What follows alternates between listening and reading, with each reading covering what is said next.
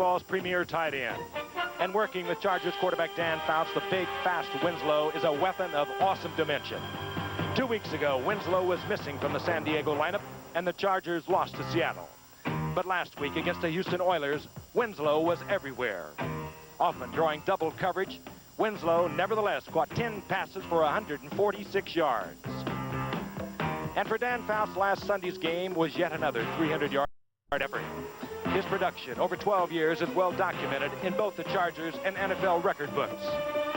While Winslow is a major target for Fouts, the Chargers can burn you with many of the NFL's top receivers. There's veteran Charlie Joyner. And then there's this man, the swift, acrobatic Wes Chandler. But tonight the Chargers meet the Super Bowl champion Los Angeles Raiders, led by quarterback Jim Plunkett. Plunkett and the Raiders have defeated the Chargers in 4 straight no-love-lost meetings. The Raiders have a ferocious defense. They also have their own talented core of receivers, including the NFL's leading receiver of a year ago, Todd Christensen. But when Plunkett wants the big play, he still looks to the veteran Cliff Branch, who has been doing his record-breaking thing for 13 years. Yes, the Raiders remain a big play team. Then there's Marcus Allen, the Super Bowl MVP from last January, who set a rushing record of 191 yards as the Raiders took a one-sided victory over that, who will, on occasion, become a very effective passer. All the ingredients for a super matchup are here, and you'll see it live, the San Diego Chargers and the Los Angeles Raiders. Los Angeles Memorial Coliseum, and so many memories from this past summer's 23rd Olympiad. And tonight, this venerable stadium will be the site for another meeting between the San Diego Chargers and the Los Angeles Raiders, 2 longtime rivals in the AFC West. It's a late arriving crowd, and if you know about Southern California freeways, you understand, because it's 6 o'clock in the evening here in Los Angeles. This ABC Sports exclusive is being brought to you by Chevrolet. Don Meredith and O.J. Simpson, looking forward to what should be an exciting matchup of these 2 teams, looking at Don Coryell, the coach of the Chargers. With his win last week against Houston, he became the only coach in the National Football League, and the only coach ever to win 100 games at the collegiate level or the professional level. The Raiders, of course, along with Miami and San Francisco, the only undefeated teams remaining in the National Football League. And what a remarkable job Tom Flores has done, taking over 1979 from John Madden. And we look deep to the Raider kickoff receivers. Cleve Montgomery, number 28, is back there with Dokie Williams, who played his collegiate ball for UCLA right here. Set to kick off, Ralph Benershka, and we're underway from the Coliseum in Los Angeles. Benershka hangs it high, and this will be Dokie Williams bringing it back. And Williams found a bit of a hole and bursts out over the 25-yard line, near the 28-yard line for a 25-yard return, and out comes Jim Plunkett, the man who wears a couple of Super Bowl rings but has never been to the Pro Bowl. He just somehow manages to get it done. For 3 games, 54%, a couple of touchdowns, 5 interceptions, had 4 of them last week. There is the offensive unit. Big, strong. They protect the passer very well. Plunkett lives dangerously in that pocket. He moves around until he finds an open receiver. First down and 10. Marcus Allen over the left side. He's out over the 30-yard line for a gain of 2, perhaps 3. It'll be 2nd down and 7. Defensively, they will align in a 3-4. Will the Chargers? They will change that depending upon situation, as all teams do. The linebacking core and a pair of rookies in that secondary have grown up somewhat from last year. The Chargers finishing 26th defensively in the NFL a year ago. They have more experience now. They feel they are a much stronger defensive team, and they are ranked 5th in the AFC after 3 games. Quite an improvement. 2nd down and 7 to Marcus Allen, right side. Yeah, Allen reaches for the first down, and he gets it just out over the 40-yard line. Marcus Allen, who, like my colleague in the booth, O.J. Simpson, Heisman Award winner, played his collegiate football right here in the Coliseum, and he has a lot of talent, O.J. Yes, he does. He didn't have to do that much on that run except follow his blocking around the end. It appears that the Raiders are trying to establish that running game. The San Diego defense is quick, but they're not particularly strong, and I think the Raiders are going to take advantage of that early. First down and 10. The ball just out over the 40-yard line. Kenny King, the other setback with Marcus Allen. Plunkett puts everyone in the pattern. Look out. Finds the open man in the zone, and it's Cliff Branch. And Branch will have a Raider first down inside the 35. yard line of San Diego as he got behind Gil Byrd and in front of the free safety. A 24-yard pickup, and Cliff Branch, even with 13 years experience, still has those moves they have to respect. It was fun to watch him work it. Oh, Gil Byrd, the cornerback you're talking about, because they were in a zone. You've got Marcus Allen short. Watch Jim. He's sitting there looking a bit, just daring Gil to take one step or another. That was a good pass right over Bird's hands. Isn't it amazing how long that guy has been around, and he still is quick?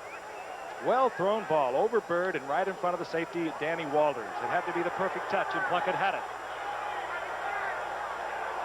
Kenny King lined up in a wing back. Now he will motion, and Marcus Allen will find a little hole in the middle, pops inside the 30-yard line for a gain of about 3 to bring up 2nd down and 7. The Raiderettes are also here as the crowd is starting to fill up this Coliseum. They will not have a sellout tonight, and the game will be blacked out of the Los Angeles area. Talking to Al Davis on the sideline, he expects a good crowd here. L.A., the Olympics were here, and we had no traffic at all, but we're back to the same old L.A. now. A lot of traffic. 2nd down and 7. Malcolm Barnwell is split to the right. That's Cliff Branch, top of the screen. Marcus Allen, nothing doing inside, gets outside and is all down from behind. Ken Green coming up there from free safety for the Chargers, made the stop, and there'll be a loss of about a yard and a half. Is that a little too much dipsy doodle that time, James? Oh, just a little bit. I thought he would have gotten outside. Marcus has tremendously strong arms and normally has a pretty decent stiff arm, but this infield of this Coliseum turf has been torn up because of opening ceremonies of the Olympics, and it's still a little soft in the middle. It's going to be tough for some of these backs to bounce outside. Well, it was worth it. 3rd down and 8. Branch, top of your screen, number 21, wide receiver. That's Barnwell to the right. The tight end, Todd Christensen, he will be the man that Jim Plunkett will most often look for. And they surprise the San Diego defense as they send Marcus Allen over the left side. He'll be short of the 1st down, however. That's the danger of that. He almost popped it for the 1st down. He comes up short at the 20, and we will watch Chris Barr come on. Chris Barr, the field goal kicker for the Raiders, is 4 of 5 thus far in the year with a long of 43. And a bit erratic. Has had a difficult time with the extra points this year. Mark Wilson is his holder this year, and Chris Barr, well, he's a kicker, and some say that he misses David Hum, who used to hold. David Dalby is the center, but he is snapping with a full groin. 43-yard attempt. And Barr gets it through, matching his best thus far of the season, and the Raiders on their first possession take a 3-0 lead over the San Diego Chargers.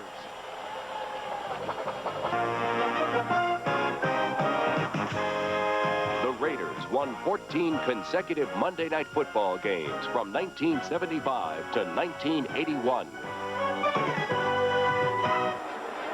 Oh, boy. San Diego has deployed his deep receivers to await the kickoff of Chris Barr. That's number 26. He's a rookie out of Auburn. 5th-round draft pick. They call him Little Train. He's only 5'6", 171 pounds. He's back there with Buford McGee, a rookie out of Mississippi. Barr. Short kick. Hangs up there, however, for quite a while. And here comes the Little Train, Lionel James. Little Train is derailed at about the 23-yard line. 1st down and 10, San Diego Chargers, and Dan Fouts, who last week put together his 37th 300-yard game in a victory over Houston, will take charge immediately, and that's exactly what he is, a take-charge quarterback. Charlie Joyner, only 46 receptions away from becoming the all-time reception leader in the National Football League. He has 604 career receptions. Ernest Jackson, the single setback, of course, Chuck Muncie, any football fan is well aware, is not available tonight. Receivers in motion, and Fouts is back. Flips it off to Ernest Jackson, the second-year man out of Texas A&M, who's performed so well as a running back, replacing Chuck Muncie.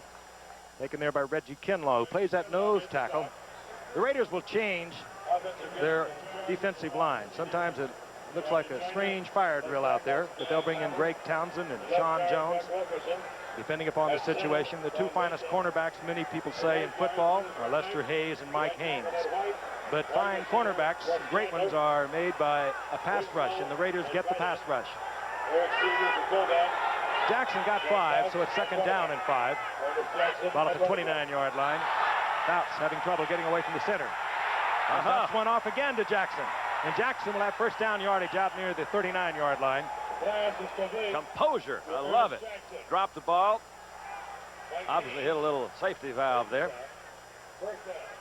Ernest Jackson's had 2 great rushing games replacing Chuck Muncie. Let's watch it from behind now. Just didn't look like to me there's anything wrong. Just missed the snap. That's a couple of veterans there trying to take it. But look at Danny now kind of move out his outside. Knows he doesn't have but one place to go, and that's just a little flip off to Jackson.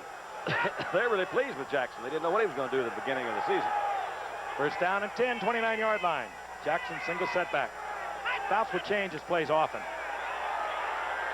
Jackson again to the outside, and Jackson with a nifty pickup of about 8 yards before he's upended by Otis McKinney. I started to say earlier that Jackson has really come along for these Chargers. They lost Chuck Muncie in a well-documented trade, and he did not show up for the Seattle game, and then he was given a drug test in Miami and, of course, advised by the league to enter a drug rehabilitation institution, and that's where he is right now. James Brooks was traded to Cincinnati, another well-known Charger for the past couple of years, for Pete Johnson. Now Pete Johnson has been traded to Miami. So, surprisingly, Ernest Jackson is the key runner for the Chargers. On 2nd and 8, Fouts is back. This must be a passing team. Winslow near the 40-yard line for what appears to be another Charger first down. Well, that was sort of a mismatch.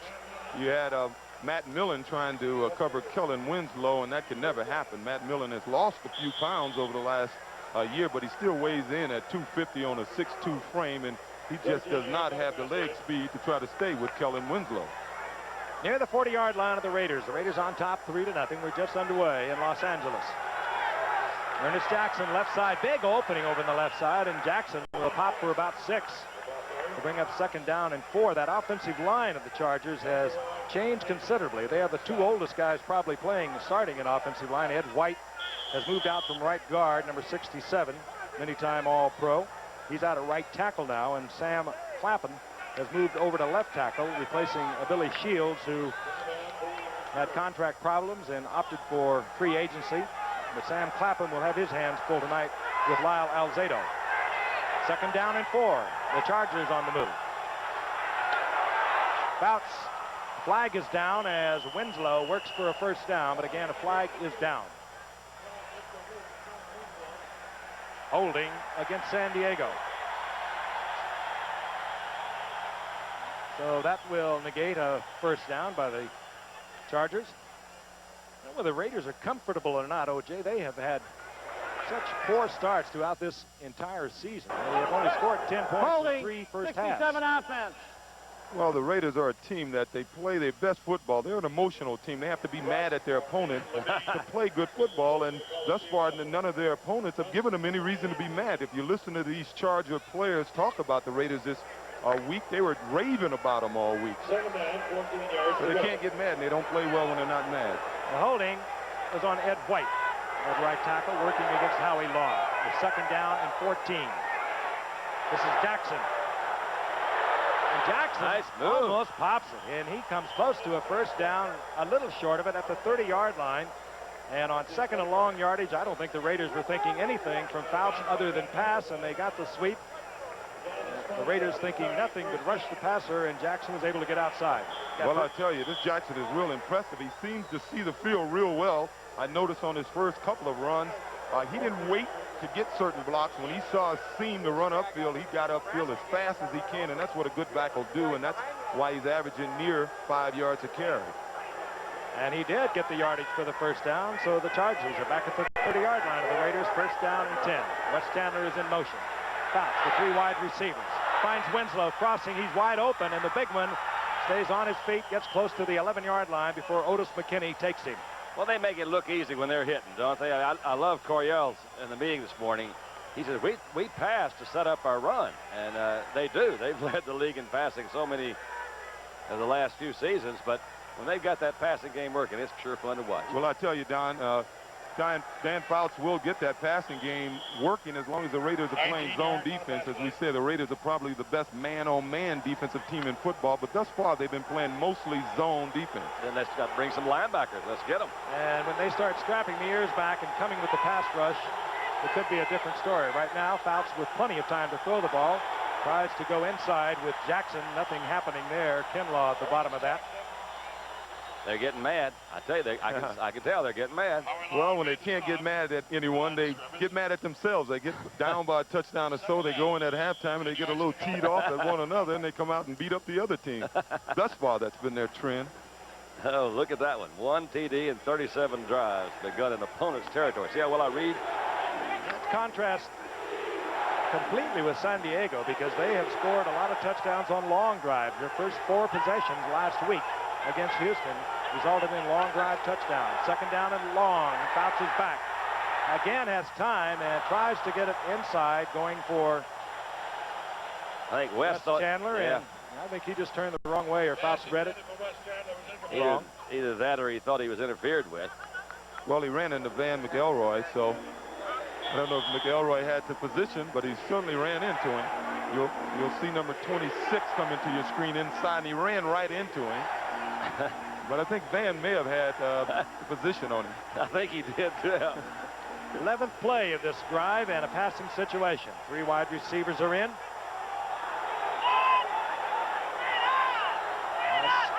Chandler in motion, and Fouts is back.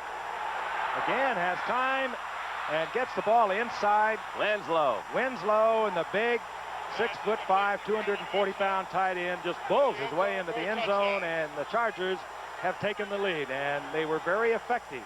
Remember the holding call that put them back into a long passing situation on 2nd and long. Well, let's take a look at it because he's going up against Mike Davis. They've had a good rivalry. Winslow only averages less than 40 yards against Mike Davis per game, and he averages 79 against everyone else in the league. And Mike Davis says he likes to play him physical, which he tried to do on that play, but Winslow got the most of it.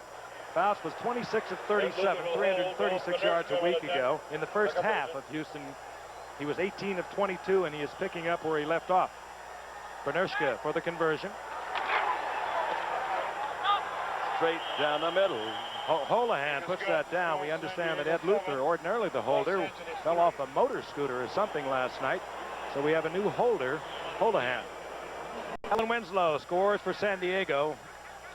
Winslow, 3 receptions already, and as we mentioned at the very top of the show, he had 10 receptions against Houston last Sunday after being out for a week with a contract dispute for 146 yards. Bernershka to kick off. Cleve Montgomery is back with Dokie Williams. Dokie Williams. And Williams, another fine return out of the 25 to the 26-yard line. Sun is just starting to settle here in Los Angeles. Been cloudy. The heat wave broken a couple of days ago. The clouds have settled in, but it is a beautiful, clear night as Jim Plunkett moves back out onto the field. And we'll be returning to the Coliseum right after this message. Our scoring drive. Let's take a look on our animated scoring board. We've added a little feature for you this week. You'll see the penalties outlined in yellow.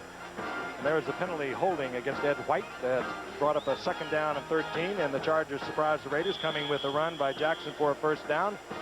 And of course the touchdown pass to Kellen Winslow.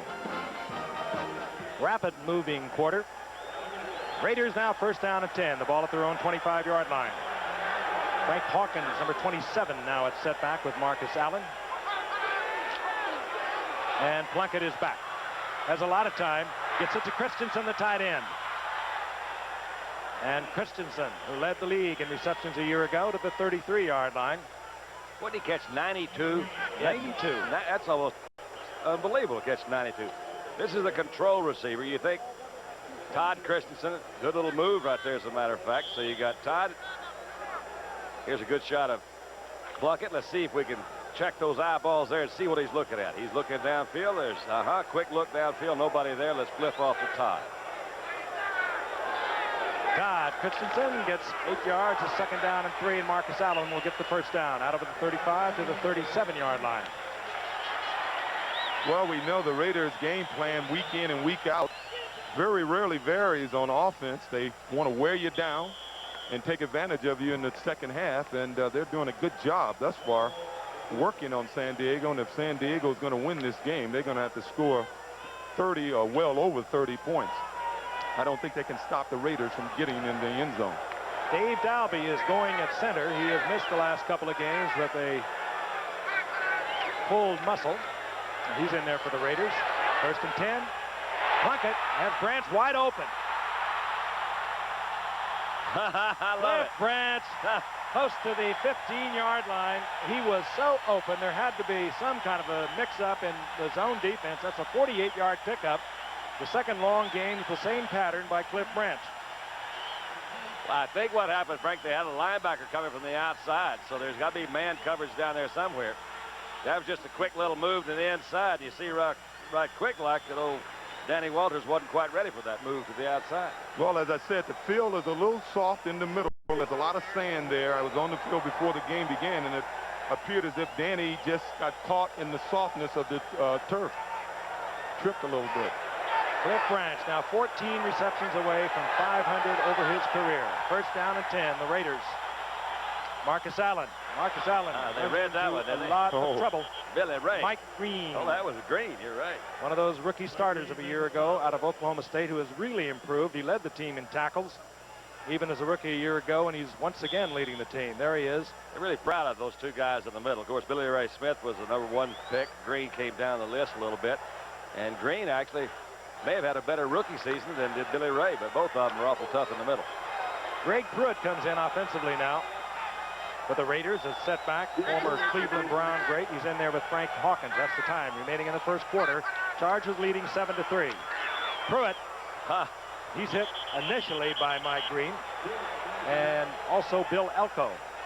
I think Elko was down on the ground and looked around and found a foot to grab. Well, this team is a quick team. They're not, as I said, exceptionally big, but they're real quick on defense. They've been playing good team defense, and it appears as if the Raiders are trying to run some counter plays and stuff at them, where they should be trying to power them a little more, but you got to give this San Diego defense some credit. They're playing some good defense thus far this season. 3rd down, 13. The last time this situation, 3rd and long. The Raiders crossed up San Diego. They had their pass prevent defense in, which they do now, and they came with an Allen sweep to the left. Not this time. Plunkett looks for Christensen. That might draw a flag. It was so close as John Turner in there as a nickelback hit Christensen, trying to time it with the ball, and a lot of the fans, and certainly Christensen, thought he got there a little early. I have no clue what this call is. Well, there is no call. Well, okay. There it is. Judge for yourself. Oh, that's as flagrant as you can have there. I think it does not happen in front of those officials, however, in slow motion. Yeah, that's good. Hindsight is beautiful. Chris Barr, another field goal attempt, this time from 36 yards out. He's been good from 43. He's good from 36. So the Raiders draw to within 1. We have 2:51 remaining in the 1st quarter. San Diego 7, the Raiders 6. Awfully hard to argue with anything that Fouts has done, because I think he's a premier passing quarterback in the league the last 2 years. But 5 out of 6, 55 yards in the TD. Can't ask much more. I always say he threw the 6th one away. Chris Barr to kick off. Wounded duck. And it takes a one-hopper to Lionel James, the rookie from Auburn. And James out close to the 30-yard line for San Diego's 2nd possession of the game. Tony Caldwell getting down there for the Raiders. We have 2:41 remaining in the 1st quarter as Dan Fouts steps into the Charger huddle. We'll be back. 10-0 to the San Diego Chargers last December. The LA Raiders struck back like a tidal wave with 42 unanswered points, scoring 5 touchdowns in 8 minutes. The frenzy spread to the defense, who picked off passes and made life an unkind thing for quarterback Dan Fouts. They were everywhere, and suddenly, convincingly, this was a team on its way to a championship. The Raiders were 12-4 last year. Of course, they went on to defeat Washington in the Super Bowl 38-9. The San Diego Chargers were 6-10 on the year. Don Coryell's only losing season since taking over the Chargers in 1978. But the importance of Fouts really was borne out last year when he missed 6 games. The Chargers lost 5 of them. 1st and 10, San Diego at the 28-yard line. Jackson over the 30 to about the 32, a gain of 3. It'll be 2nd and 7. I don't think that's kind of a new twist to that offense, because he said they'd like to run, but I think he was planning on running all along this morning when he was talking to us about that setting up the run. Well, they seem to be getting more vital yards running in the past. You got the feeling the run was just thrown in there as a diversion for the pass, but it appears as if they're really using the run now to help the offense and put the defense off stride. On 2nd and 7. Here they come. Fouts Good reads read. it quickly and fires a shot. It goes to Holohan, who has really improved since coming up from Notre Dame 4 years ago. Recruited as a quarterback at Notre Dame, changed to wide receiver, and he's really filled in well. It's going to be very close to a first. Good example of, you're talking about tenths of seconds, but in recognition, Fouts had that one immediately when he saw Millen come from the middle linebacker, knew exactly where to go. And also that Houlihan did a good job too, because he had to read that blitz too. Right there. It's funny, you think about a reader of defense, but many times it's his arm that's done it. Well, with that Marino has, he does it mainly with his ability to read the defense. The wily old veteran. Wiley. The WCV, wily, crafty veteran. Holohan short by inches for the first down. Raiders will be closing the gaps in their short yardage defense. Jackson will give it a try. Pops it open, and these are the kind you break big because they get all those men up at the line of scrimmage. Linebackers in tight, and that time the last man trips up Jackson, but not until he gets the first down at the 48-yard line. When they gonna get mad, Juice? I tell you, it's normally a little later. Let's take a look at it from the end zone. It appears, to me, I think San Diego might have got lucky in a way. It's unlucky for Muncie, but they may have found a back that can give him a little something that, of course, Muncie's a great back, but this kid, I think, inside is a little better runner than Chuck. He doesn't rely on brute strength. He's got all the little moves. First down and 10. Chandler's in motion. Fouts is back. Looks to Chandler. Flag is down. And Chandler is down after a pickup of 5. But a flag is down where you usually get the holding flag. And I think we're going to have another one. Our referee tonight is Gene Barth. The Chargers will be backed up once again. I want to remind you, CFA College Football will return September the 29th, live at 3:30 Eastern, Notre Dame versus Missouri. A couple of high-scoring football teams already this season. Intersectional rivalry, the Fighting Irish of Notre Dame traveling to Missouri to battle the Tigers. And both teams, as I said, high scorers. Notre Dame defeating Colorado 55-14 this past weekend. Missouri also defeating Mississippi State 47-30. That's this Saturday. CFA College Football right here on ABC. It'll be first down and 20. Ed White now working against Howie Long, one of the best defensive ends in the league, has picked up his second holding call. Severs in motion, and Jackson right side. And just as they did earlier on what appeared to be long yardage passing situation, the Chargers switch it up and send Jackson to the outside. Jackson is going to have a little equipment repaired. Well, I'm impressed with him thus far. As you know, the Chargers are a passing team, but the Raiders would prefer them to pass. The Raiders, I think, play their best defense when they're pass rushing the quarterback. And as we said, Ed White has 2 holding penalties. He's playing against Howie Long, who many people believe is the best defensive end in football. Hubert McGee comes in, the rookie from Mississippi, replacing Jackson.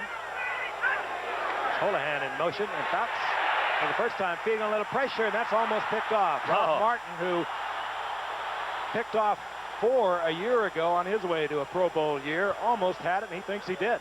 I had it.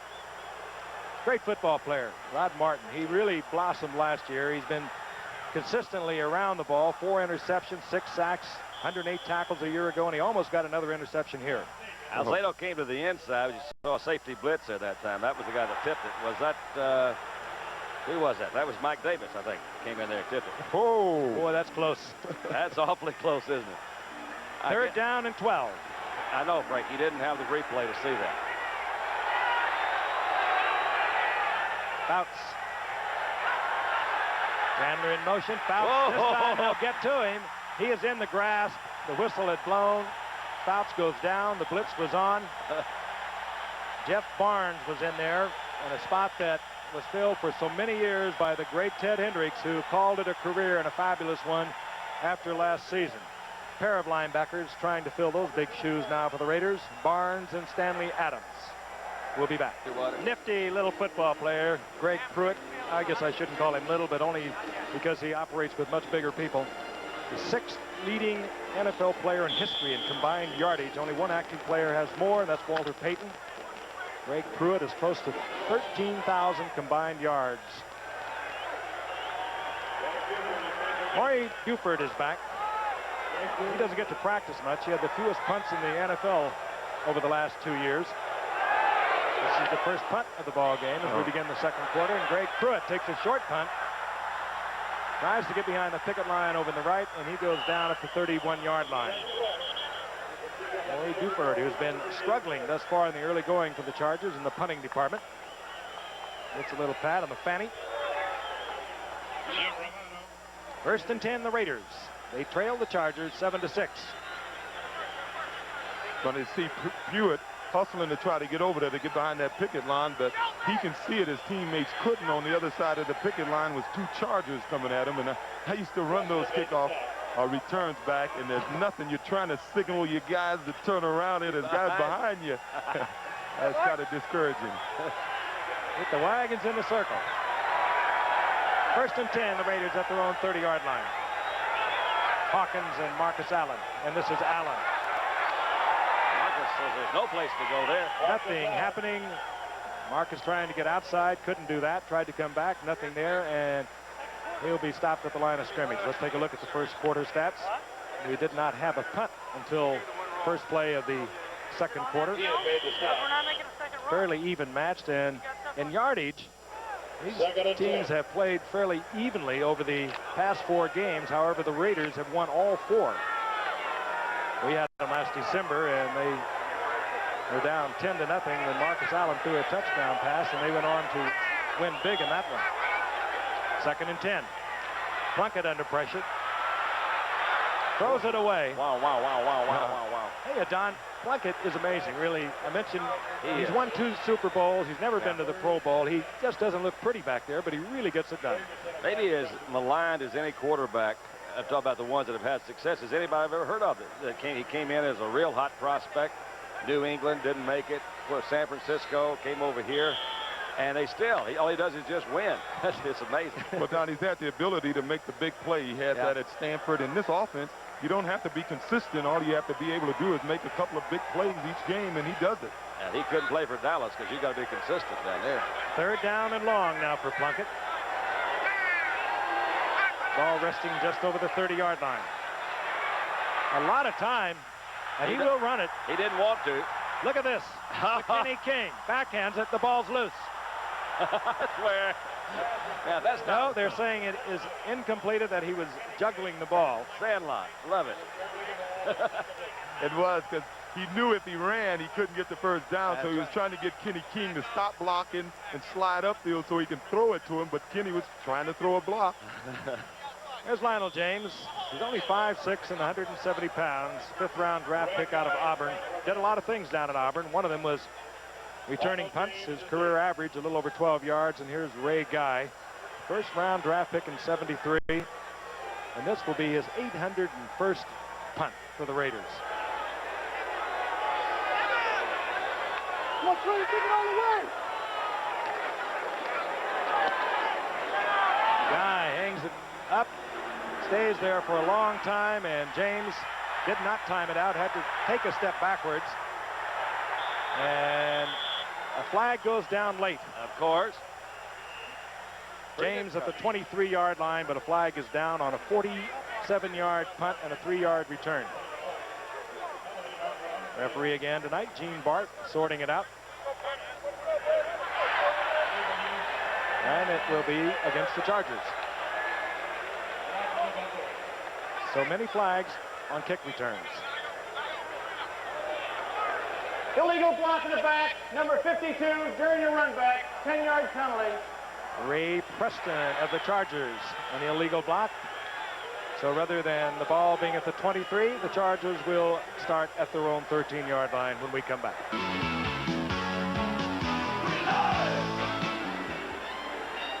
And what a rivalry there was between the 49ers and the Rams in those days. The quarterback's Norm Van Brocklin. He threw a couple of touchdown passes to Bob Boyd. Remember him, a great speedster. The other quarterback for the 49ers, Y.A. Tittle. Final score, Rams 37-24. 1st down and 10, the Chargers near their own 13-yard line. Jackson, left side.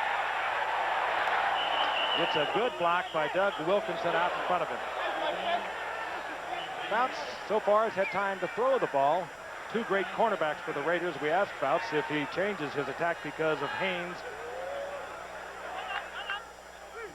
Well, when you play against a team like the Raiders that have the two best cornerbacks in the league, you definitely have to take that into consideration when you're making your game plan and hopefully put yourself in a position to where you're going to be more successful, maybe going to other guys or using formations or movement, something to keep them from getting the great leverage that they get using their bump and run.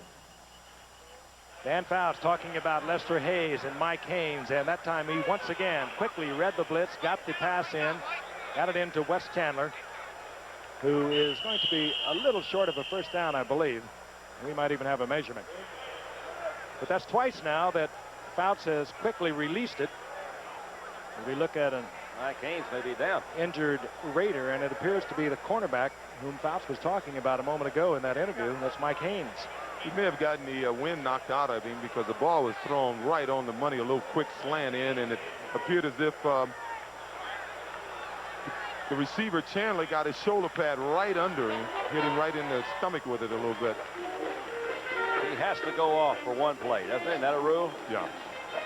Looked like he tackled him with his chest and not with his shoulder pad, and it looked like Chandler's shoulder hit him right between those two tubes. Six-time Pro Bowler, came, of course, in mid-season in a very celebrated trade with New England a year ago. Here it is in reverse angle, and you can see Haynes working against Chandler, and he did get it right in the chest. Yes. His own man added to it as McElroy came up and really popped him. Third down, short yardage. Jackson tripped up. Did he get enough? I think he did. I believe so. Stretched out over the 24-yard line for what should be a Charger first down. Mike Haynes quickly back into the game now as Ted Watts, who had replaced him, goes to the bench. Oh, I like this Ernest Jackson. You know what he does? When it doesn't appear as if he can get anything, he gets the most out of it. And, boy, he's really going to help this team. Well, he's been a stunner, too. An 8th-round draft pick a year ago. They didn't count on him at all at the beginning of the year. Then the problems with Muncie, the trade of Brooks for Pete Johnson, and then they traded Pete Johnson, and they're lucky to have Ernest Jackson. Here he is once again. Boy, and he collides tremendously hard with Mike Davis. Of course, we're winding down in the world of baseball. That's the action that's going on tonight.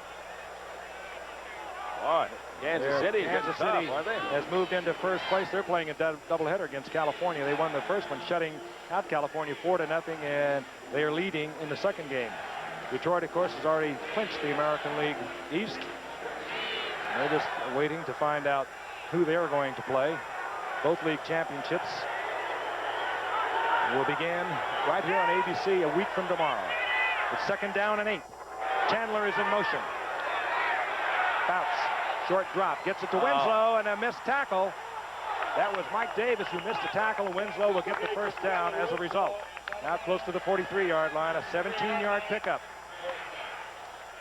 He's just such a wonderful target. See him look quickly in case there was a blitz. He's coming back, working in the middle. Goes to the outside. That was Rod Martin that was trying to stay with him. But you're right, over the top. Maybe Mike Davis thought he could knock that ball down or intercept it. I think he thought it was overthrown, but Winslow is so tall, he was able to get up there and get it. But once again, the Raiders were playing a zone defense. The first down out over the 43-yard line of the Chargers. Jackson off the left side, and Jackson will get about 4 out of that, moving close to the 43-yard line. I like the way Jackson doesn't hesitate. He gets upfield, he gets positive yards, but let's don't overlook the job the Chargers offensive line is doing. They're doing a much better job running the ball. They haven't had that much success setting up for longer pass plays, but they're running the ball. Nor that much practice. They're used to pass blocking. But they are providing some big openings tonight for Jackson. I mentioned that in the last couple of games, he has had 186 yards rushing. Really been a surprise second-year man for the Chargers. Fouts back again. And down goes Dan Fouts, but he gets it off. What a nice play. And once again, it's the big man, Kellen Winslow, and Fouts paid dearly for that as the blitz was on. Talk about a misdirected type run. That's almost a misdirected pass. You look at Denny, quick little fake. Look at Jackson. 75. But look at Kellen Winslow coming from the opposite side. So they're trying to avoid Howie Long any way they can. I think Howie read it pretty well. Good effort by Fouts. Watch Jeff Barnes. He's number 56. Nobody touched him. Fouts knew he was going to pay for that one, and he did. But you see the bulge of the flak jacket around most quarterbacks nowadays. 45-yard line, first down, San Diego. Yeah. Winslow. Oh, and the big man continues to be on the receiving end for Dan Fouts.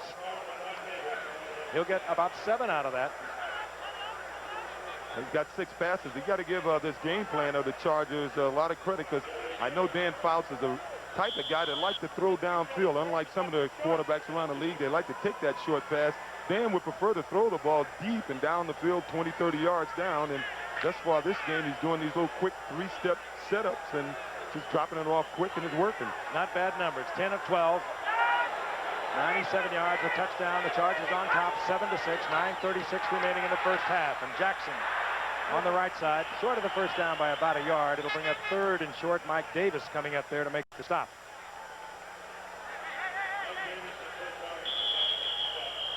Ernest Jackson. Buford McGee was the guy that... Well, that is Buford McGee, the rookie from Mississippi. And another Raider has been shaken up. That's Mike Davis, the strong safety who was in on that stop. So Mike Davis will be treated. He looks as though he might have had the wind knocked out of him, and now he's on his feet. We'll be back.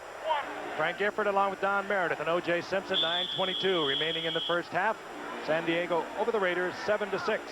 Chargers with the football, Raider territory, 38-yard line, 3rd down and 3. Call it a long 2. Jackson, the single setback for the Chargers. This is Jackson, right side. Got some yards. Good block by Winslow, and Jackson will have another first down. And there was a happening tonight in Chicago. Here is Tim Lampley with the story. Well, Frank, tonight the Chicago Cubs have beaten Pittsburgh in Pittsburgh 4-1, so the Cubs have clinched the National League East title. This was the last out. A called 3rd strike from Rick Sutcliffe to Joe Ursulak. Sutcliffe has won for the 16th time in 17 National League decisions. The Cubs are celebrating now, and we'll have a peek into the victorious locker room coming up at halftime. Back to Frank Gifford. Oh, that's something. First time in 39 years, I think it is. First down and 10 Chargers. Fouts hanging one up. A timing pattern. He threw the ball before Joyner even broke to the outside. He was being covered by McKinney, but that was ever so close. You see McKinney or a new one come in there, they do their best to try to isolate him. It's not easy to do. You know, if the Cub fans, that's many congratulations, but even if you're not a Cub fan, I think a sentimental favorite had to be the Cubs this year. Everybody was kind of pulling for the Cubs. Reminiscent of the Mets of old. Charlie Joyner, he is amazing. Now in his 16th year, maybe even more revealing is the fact he's played in 151 games and the fact that he has caught over 600 passes. Here's Jackson right side once again, and Jackson picking up about 3 yards on the effort. Tripped up by Mike Davis, who apparently did have the wind knocked out of him because he is back in the lineup. You see him ask more and more of the guys that go in motion. That time Winslow was in motion, but after that they ask him to do a lot of blocking, usually at the point of attack. It's a little bit more difficult. New techniques they have to learn. He didn't quite make it that time, but he's made several of them earlier tonight. 3rd down and long. The ball near the 25-yard line of the Raiders. Long drives have characterized the Chargers offense this season, and they're on another one now. The 13th play of this drive. 3rd and long. Fouts buried as the blitz was on. That time Rod Martin gets the sack. But if he hadn't have got it, he would have got a lot of help from Lyle Alzado. They were both there. You also get a sense that Dan tried to come off of this play, but he just didn't. He thought he could run it anyway. Martin lined up in the right gap. You got a real good shot of having your folks in the wrong formation when the blitz was coming up. There's nobody to pick up Rod Martin. He was in the gap between Masick and McKnight, and they both had a man over their head. 4th down, it'll be a 51-yard attempt. Ed Luther is now going to hold for Ralph Panershka. As we mentioned earlier, Luther shaken up in a motorcycle accident last night. Panershka on the way. He's got it. And it flutters through the uprights. Great effort. 51-yard attempt by Ralph Panershka. The most accurate field goal kicker in pro football's history. Mentioned earlier, the yardage tonight is very close between the Raiders and San Diego. San Diego maybe has an edge now, but in the last 4 games, the Raiders have won all of them, by the way. Look at that. Only Steve Hurt, our walking UNIVAC, could come up with something like that. I think he made up the yardage bit. He just was trying to make it look good. It got close, so he made it even. They both made 1,483 yards in 4 games. Truly amazing. Clea Montgomery drops for the Raiders, number 28, along with Dokie Williams.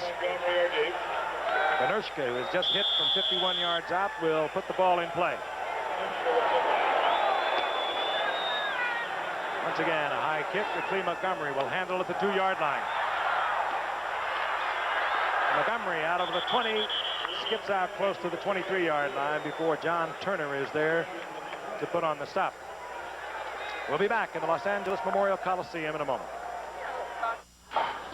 Would you believe we started A bit of rivalry between these two teams, and a rivalry that the Raiders have dominated over the past couple of years. The Raiders have defeated the Chargers the last 4 games. We mentioned that earlier. Prior to that, in 1981, San Diego had taken the Raiders in the AFC Western Division. San Diego winning twice in 81. First down and 10, the Raiders at their own 23-yard line. Marcus Allen having a hard time working that right side. And, of course, the main man for the Raiders over the years has been Jim Plunkett. He's been up and down like a yo-yo. We ask him how he silences his critics. Well, I've been lucky enough that my last few years I've been healthy. Early in my career I wasn't too healthy and I had a tough time. Health-wise, heck, if I listened to people or the critics who say I should be out of the game, I would have missed 2 Super Bowls. So as long as I feel I can perform, play well, and get the job done, I'm going to keep playing. As usually the critics who make those kinds of statements really don't know what's going on. Or reporters who you know, look at things differently than the people who are out there in the field, like the coaches and the players. Those 2 Super Bowls, I might point out, winning Super Bowls by Jim Plunkett, one in which he was the most valuable player. You just saw Marcus Allen rip off 8 yards over the left side. There's Plunkett. What really happened to him when he was waived by the 49ers in '78, the Raiders brought him in.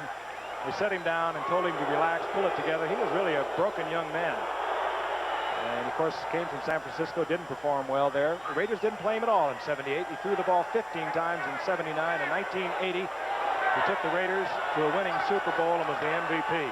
He's a remarkable man. 3rd down and short. Underneath, it goes to Hawkins, and Hawkins very close to a first down. He'll have it near the 34-yard line. Good effort by Hawkins. Almost an impossible play to stop. Let's pause 5 seconds and allow our stations to identify themselves. WTAE and ABC, we're with you. The Raiders and the San Diego Chargers getting it on in the Los Angeles Memorial Coliseum. The Raiders took an early lead with a 3-point field goal. Fouts came back on a long drive, hitting Winslow for a touchdown.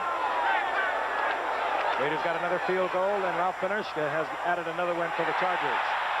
Good throw. Chargers on top 10-6 in the completion to Todd Christensen. And that will be a first down. And as the game goes on, you're going to see more of that. Todd Christensen is probably the best tight end in football for finding that little hook-up area over the middle. He was a running back, so I guess he's accustomed to looking for the little hole, but he does a good job of hooking up and sliding one way or the other. All right, a running back that was released by Dallas and released by the Giants. Raiders turned him into league-leading receiver, a tight end. 1st and 10, Plunkett. Pruitt with a gain of about 8. If he turns around Don and says, "Hi, Mom," we can understand, because today is Greg Pruitt's mother's birthday. Well, if he doesn't, he should. So let's say hi, Mom. I'd like to encourage more hi dads, but if it's Mom's birthday, let's say hi, Mom. Well, we can't do that, so we won't. Okay. But he wanted to say that to his mother tonight. We can't do that. 2nd down, a long 2 for the Raiders. This game has had a lot of long drives. Pruitt this time runs into his own man, who is backed into the play. He settles for the line of scrimmage, maybe a foot or two. It'll be 3rd and about 1.5 yards. Seemed to keep going right with not a great deal of success over there, right? Well, it seemed at that time that Greg could have popped over the middle a little bit. It wasn't much there at all. They're trying to run a power play over on the right. You know, the Raiders have those big, just about every lineman they have was once a tackle, so they don't have any real true guards, and they don't run trick plays too well in the middle, but they normally have some success running that power play. 3rd down, short yardage. Hawkins and Allen the setbacks, but Plunkett will put it in the air. He has a lot of time. Allen out of the backfield will have the 1st down at the 41-yard line. 3:11 remaining in the half, and the clock is stopped. Henderson defensively there for San Diego. This is the dimension that Allen gives as a running back that a lot of teams don't have. He is like a 3rd wide receiver. He can do so many things. He was a high school quarterback. He can throw the ball. He's great coming into the pattern out of the backfield. Well, as Don Coryell told us this morning at the meeting, he thought Marcus was so valuable, he voted him the outstanding player in the league last year because he can do so many things. Of course, not enough other guys voted for him. Plunkett now 7 of 10, 108 yards. Both Plunkett and Fouts hot tonight. Blitz is on by the Chargers. The Raiders pick it up. And that leaves one-on-one coverage. Christensen working against the linebacker, and that's tough duty, even though Woody Lowe is a very swift outside linebacker. The 2 tight ends having big nights. Well, Todd Christensen, as you know, he missed all of training camp. He's still not happy, but he's not doing much talking. I talked to him on the sideline. He seemed pretty happy. In the past, he seemed a little uptight all the time, but he seemed pretty loose today. 1st and 10, the Raiders on the prowl at the 29-yard line. Hawkins, single setback now for the Raiders.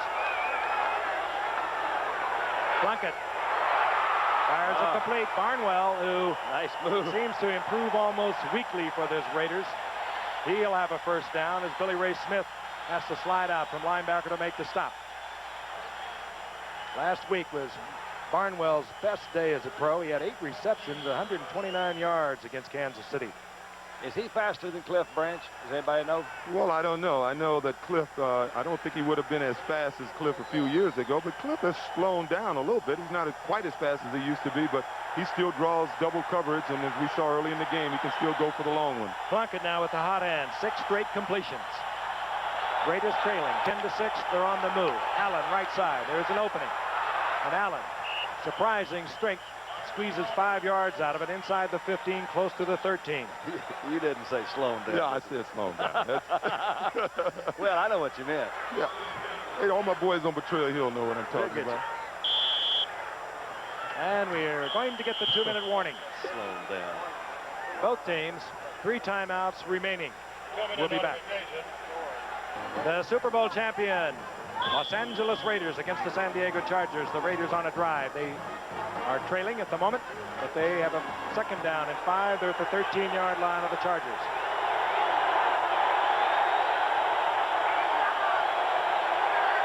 Frank Hawkins, single setback for the Raiders.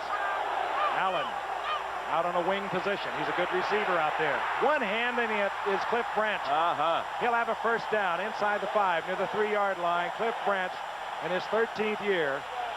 We talked about his speed. How about the hands? Not bad.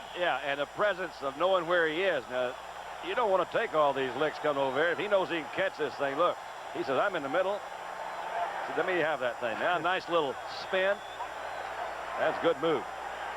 Just to cap off the conversation about his speed, he was a 9.4 sprinter when he came out of Colorado some 13 years ago. He'd have to slow down an awful lot.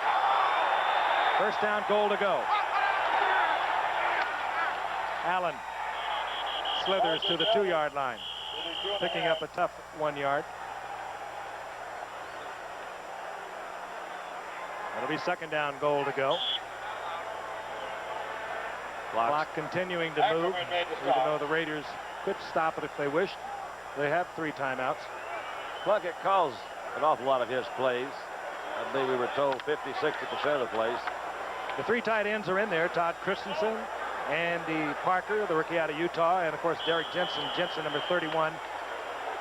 Now Plunkett very casual about it. but he knows where he is. He's been there so many times. He has 52 seconds remaining in the half. They have a second down goal to go at the 2. They have 2 timeouts. Central rivals go at it when Ken Anderson and the Cincinnati Bengals take on the division-leading Pittsburgh Steelers next week on ABC's NFL Monday Night Football. The Raiders have used one of their timeouts. I think that they were just letting the clock tick off. They do not like to give somebody like Dan Fouts any time at all, and if they pop it into the end zone for a quick score, Fouts would have had a minute and 10 or 15 seconds to work with. So Plunkett let it go down to 52 seconds before he used one of his timeouts. Where are they going, Juice? Where are they going? Hawkins struggles inside the 1-yard line. It'll be 3rd down goal to go. Well, I would have been surprised if they would have thrown the ball. I think the Raiders are so big up front that they should do it quick. They should go straight ahead at them and hit it as quick as they can. Have somebody dive over the top. 1 timeout remains now for Tom Floyd and the Raiders. They have a 3rd down goal to go inside the 1. We'll be back after this from the NFL. Quiet in the studio. I've always wanted it. Announcement brought to you, of course, by Eric Sievers, the tight end of the San Diego Chargers of the National Football League. 40 seconds remaining in the first half. A rapidly moving football game. Well-played game. The undefeated Los Angeles Raiders trying to stay that way, along with Miami and San Francisco. Have a 3rd down goal to go at the 1-yard line. Hawkins doesn't get in. And decision time. Hey, you have to give Tom Bass credit, the defensive coordinator of this Charger team. What they're doing, they're just a little quicker than the Raiders up front. I'm surprised they didn't give the ball to Marcus. Marcus is pretty good about going over the top.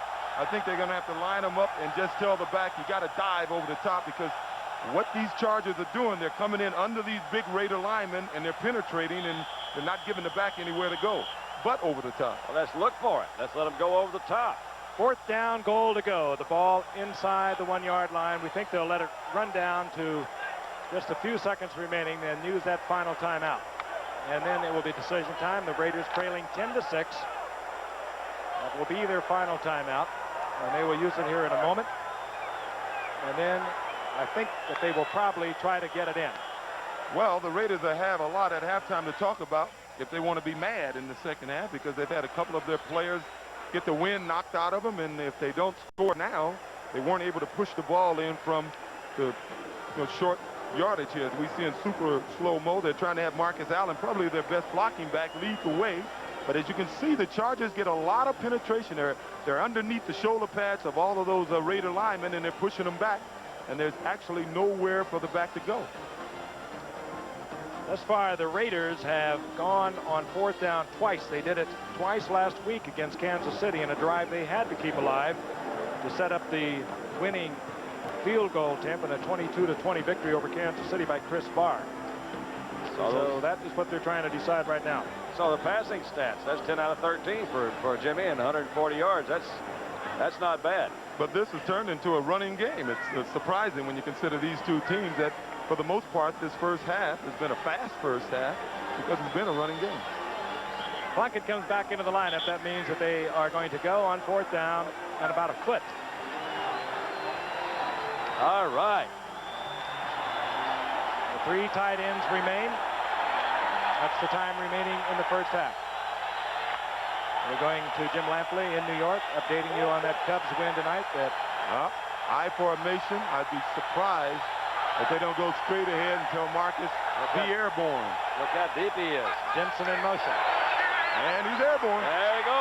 Marcus Allen into the end zone. You called it. And the Raiders go out on top. They are an explosive second half team.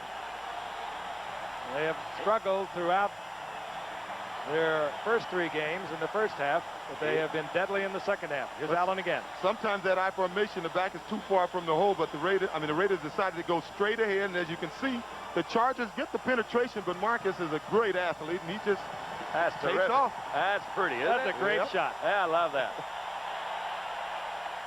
The Raiders go out on top. 6 seconds remaining in the half. White Stones would have been proud of him. The first touchdown the Raiders have scored in the second quarter of the 4 games that they have been involved in this year. Chris Barr drills it through the uprights. And the Raiders make it 13-10 over San Diego. Marcus Allen, he did it all so well right on this very field as a Heisman Award winner from USC. Blocking back early in his career for Charlie White. But indeed he is a superb athlete.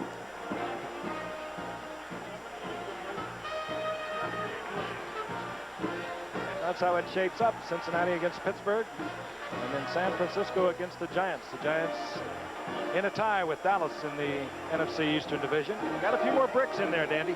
Yeah, those Giants are coming around. I got to see them play. Tampa played a good ball game yesterday. I saw that game.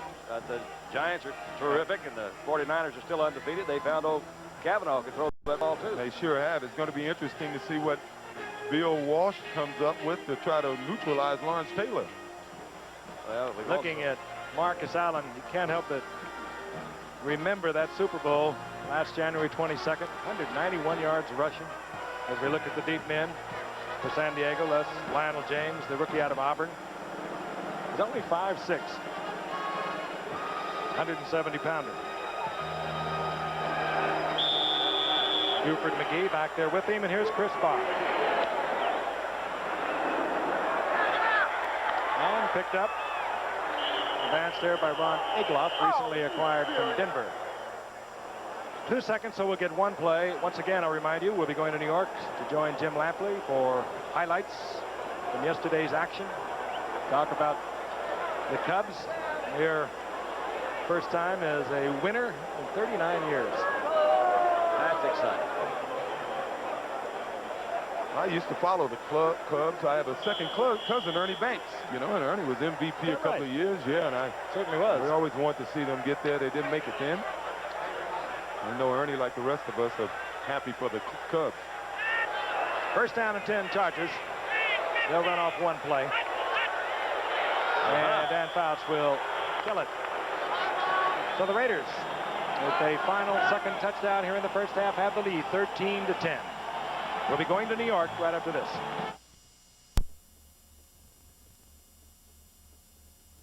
But he has turned out to be a capable backup for the injured Joe Montana, and one of the big reasons San Francisco is 4-0, one of only 2 teams in the league. In the first quarter yesterday against the Philadelphia Eagles in Philadelphia, Kavanaugh hit Roger Craig, and the former Nebraska tailback ran and caught the ball well for San Francisco. This time a 35-yard touchdown pass that gave the 49ers a 7-0 lead in that ball game. 2 McFadden field goals for Philly narrowed it to 7-6, but in the second quarter, Kavanaugh was ready again. 19 seconds left in the half. This 2-yard touchdown pass to Freddie Solomon made good a scoring threat and gave the 49ers a 14-6 halftime lead and, in effect, control of the football game. It was 14-9 in the fourth quarter. 3rd and 15, Kavanaugh found Dwight Clark recovering well from off-season knee surgery. The 51-yard touchdown, one of 3 Clark catches on the day. The Niners beat the Eagles 21-9. Holding Mike Quick, the brilliant Philly receiver, to only 2 catches. Here's a man who's rapidly becoming one of the best receivers in the league. Mark Duper, the big play man for the Dolphins, did it again yesterday against the Colts in the Orange Bowl. With the score 7-7 in the second quarter, Danny Marino found Duper for 80 yards. Look at the perfection of this throw. Absolutely on the mark. Duper in full stride. The 80-yard touchdown made it 13-7. After a Von Schamann field goal, it would become 16-7. And then with 1 minute left before the half, Marino looked for Duper again. This time the quick slant, 5-yard touchdown pass. Good pass to the inside of the defender. Miami led 23-7 and had full command of the football game. Marino's 12th TD pass of the season. And in the third quarter, the Dolphin defense demonstrated that it always plays a role in what this brilliant team does. That pass off the hands of Curtis Dickey into the hands of Don McNeil. That made it 37 Miami. The Dolphins won 44-7. Shula on the big play. I thought a big play was on 2nd and 10 from our own 20. And I sent a running play into the ball game, and Marino saw a coverage where he had man-to-man and decided to go for it. And he checked off to the bomb to Duper. And we got the good protection, and he laid it out there as pretty as he lays it out there. And Duper made the catch on a dead run and got in there for an 80-yard touchdown to put us back ahead in the game. So it's just the thing that Marino is capable of doing. He's thinking big all the time, and if he sees it, he's going to go for it. He has that great confidence in his ability. Tonight's halftime is also being brought to you by Apple Computer, makers of Macintosh, the business computer you already know how to use. Coliseum, the Raiders lead the Chargers 13-10 in a good football game. More highlights now, picking up with the game between two of the better young quarterbacks developing in the league, Kansas City and Denver. All the attention before the game speculating on Blackledge versus Elway. It was Elway who showed his increasing maturity in this game. Second quarter, no score. He looked to the right side of the field. Long. And then finally came back to the left side of the field, finding a secondary receiver, in this case, number 83, John Sawyer. Sawyer with the 25-yard catch, set up a 6-yard touchdown run by Sammy Winder. Like Sawyer, Winder had a big day for the Broncos, 139 yards on the ground. Later, Denver scored on an 80-yard drive to lead 14-0. Then Blackledge had this piece of difficulty. The ball off the hands of Billy Jackson in the third quarter, intercepted by number 31, Michael Harden. He went 45 yards. It was 21-0 Denver. The Broncos controlled the football on the ground and went on to win the game by that score. The Bears were unbeaten as they went into the Kingdome to play the Seahawks, but it was Walter Payton's great career. But later in the first quarter, Avellini showed his long-time propensity for the interception. The interception by number 42, Keith Simpson, who brought it back 39 yards. That tied the football game at 7-7. Seattle led 10-7 at the half. Then in the third quarter, one big play got the Seahawks going on offense. Craig looking down the field for Steve Largent. Watch this catch. Fully extended, horizontal to the ground. Largent's grab for 29 yards set up a Craig touchdown run that made it 17-7 Seattle and gave the Seahawks command of the game. Later, there was a Craig to Lane touchdown pass.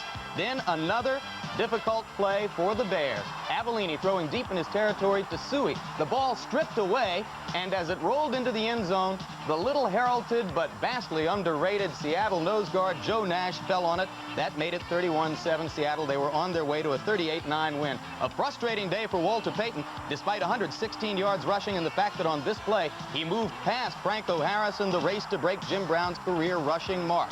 Payton with 116 yards in the game. Harris only 14 carries for 23 yards. But at the end of the ball game, when they shook hands, it was Franco's team which had won by the score of 38-9, and the Bears are no longer unbeaten. This piece of college football information for you. ABC Sports announced today that on Saturday, October 6th, we'll have regional coverage of 2 College Football Association games. Oklahoma State at Nebraska, both teams presently unbeaten. Nebraska, of course, ranked number 1. A pair of hot quarterbacks, Dan Fouts of the Chargers and Jim Plunkett of the Raiders. That's the score at halftime. We're about ready to get the second half underway. This ABC Sports exclusive is being brought to you by Meisterbrau, a great beer at a great price. And by Buick and your Buick dealers. For comfort, performance, reliability, innovation, and a real commitment to quality, see the 85 Buick now. And by Wendy's. Wendy's kind of people never have to ask, where's the beef? Did I say that? Speaking of beef, the big man, Lyle Alzado. So many great years at Denver. Will be in about 3 weeks. And, of course, 2 years at Cleveland. And a typical Raider. And there is Dan Fouts, 10 of 12, 97 yards, 1 touchdown. And there is Jim Plunkett. 10 of 13 40 yards. Just about set to go. Both teams back out on the field. Chris Barr to kick off. There's a look at Lionel James again, the rookie from Auburn. Back there with another rookie from Mississippi, Buford McGee. Ryan Gifford along with Don Meredith and O.J. Simpson. Good, fast-moving first half. Lionel James, 5'6" and 170 pounds. Looks like the Chargers got it back, but that was oh so close. I love to say that. So the Chargers will have a first down and 10 inside their own 20-yard line. Let's take a look at the stats as they change from the first quarter to the halftime. It's fairly close, as you can see, in time of possession and yardage. The Raiders opening up a little bit of an edge with their final drive that led to a Marcus Allen touchdown. Few penalties and no turnovers. And look at those rushing yards by San Diego. I would say real surprising. Everyone thought the Chargers would be flooding the air with balls tonight, and they've been having more success running it. At key points in the game, they have come with the run with Ernest Jackson, have the Chargers. On first down, Fouts is back. Has the time. Was almost picked off. Matt Millen was back there. stepped right in front of Charlie Joyner and almost had the pickoff. Unusual here that Dent had plenty of time to throw. You'll see good protection. They're only rushing 3 guys. He kind of winds up. Guess that's where you're trying to drill it in there, and Millen had pretty good position. Millen, a former defensive tackle at Penn State, he has not had all that many opportunities at that inside linebacker position to get his hands on the football, and it was rather apparent. Yeah, but at 250, he'll discourage you from running in there. Think about it. Second down and 10. This is Jackson. And the second-year man from Texas A&M, again with a nice pickup of about 6 yards out close to the 25-yard line. It'll bring up second down and 4. Jackson only carried the ball last year 11 times as a rookie 8th-round draft pick. But as we mentioned in the first half, with Chuck Muncie's problems, James Brooks traded to Cincinnati. Pete Johnson, who they acquired for Brooks, traded to Miami. Well, Jackson's about it, and he has performed well. Third down and 4, the Chargers. Fouts looking for Winslow. He has Winslow, but Winslow will be short of the first down up around the 29-yard line. Mike Davis, a good defensive play. Davis is a big, strong, tight safety, 6'3", 205-pounder, and he is a heavy hitter. He handled a big man. Kellen Winslow, 6'5", 240, and Davis was up to it. We'll see Maury Buford and the punting unit. And we don't see a flag, but there is a discussion. I'm surprised there wasn't a flag because Pete Houlihan was coming across the middle and one of the Raiders safeties came up and just tagged him. I mean, before the ball was thrown, just leveled him. Fouts was just questioning on the sidelines whether or not the yardage was enough for a first down. And we do not even get a measurement as we look at Greg Pruitt. Buford is in. This will be his second punt of the evening. Not a good punt on his first attempt. He has the lowest average through 3 games in the NFL. This time, Buford really pops one. It takes Pruitt all the way back close to the 15-yard line. Pruitt brings it back out of the 25 to about the 28-yard line, where it'll be first down and the first possession of the second half of the Raiders. You want to talk about courage. It takes a lot of courage. Here's Pruitt. He's 34 years old, matches his jersey. He had no blocks at all. He was looking at about 8 Chargers coming at him, and he didn't hesitate at all. He's got as much ground as he can pick up running straight ahead. Former 3-time 1,000-yard rusher for the Cleveland Browns, Greg Pruitt. Tough cookie. We had him at Superstars competition, O.J., and Don, you remember, too. He performed well down there.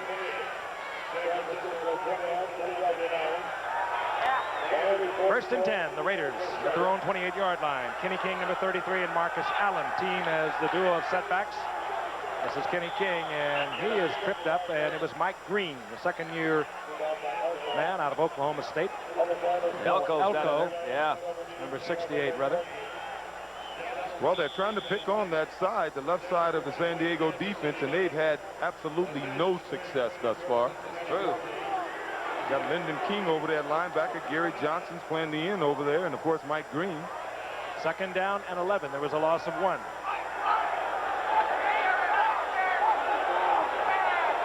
Come on, Jimmy! Plunkett is back. Looking deep.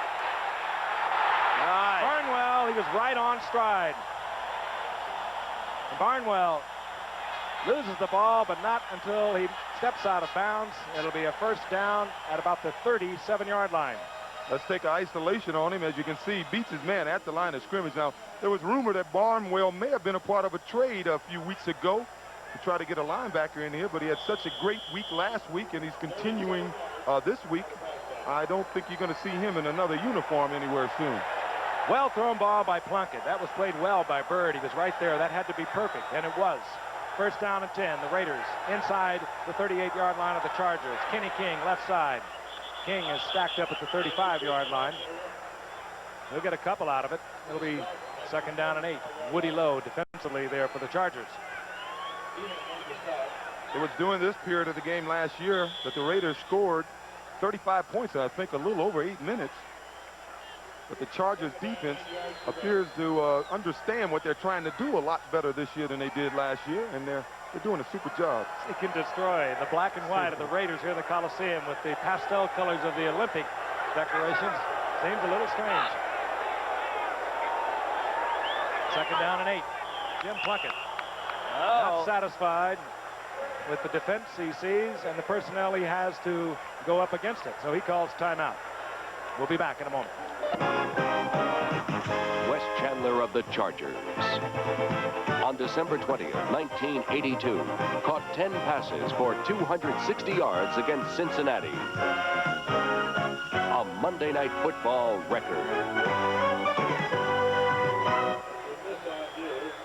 Charger linebacker Billy Ray Smith getting a little sacroiliac adjustment, or that's what it appears to be. Well, I tell you, his father was some football player with Baltimore for 14 years. Oh, he really was. You scared me to death. You come up and line up and look at him, and he was all, he sit there and kind of growl at you or slobber at you. Something. He was tough. Look behind him, you see Mike Curtis. Yeah. Oh, boy. The Raiders, second down and 8. The Raiders on top 13-10. Early going in the third quarter from Los Angeles. Plunkett with a lot of time. Flag is down. Branch goes up with it, and Bird comes down with it, but again, a flag is down. We don't want to stop even with the flag down. Marcus. Bird taken there by Marcus Allen, but again, a flag dropped early in that play downfield. Some kind of pass interference. Now they're getting mad, I can tell. Yeah, it's beginning to happen. They're heating up out there. Against the Chargers. Holding against the Chargers. So the interception will not go in the book. Holding defense, number 22, 5 yards penalty, first down. Will Bird was involved in all of it. Bird made a good move in the end zone to intercept that pass, but evidently he held before he got down there. His Branch will watch it all the way, and it's man-to-man with Bird all the way. Beats him at the line of scrimmage. That's where he held him, right there. Comes down with it. Well, when you play bump at the line of scrimmage, you got to bump them. First down at the 30-yard line now for the Raiders. Everyone's in the pattern. And Plunkett has time. Looking for Allen. Right. Spectacular catch.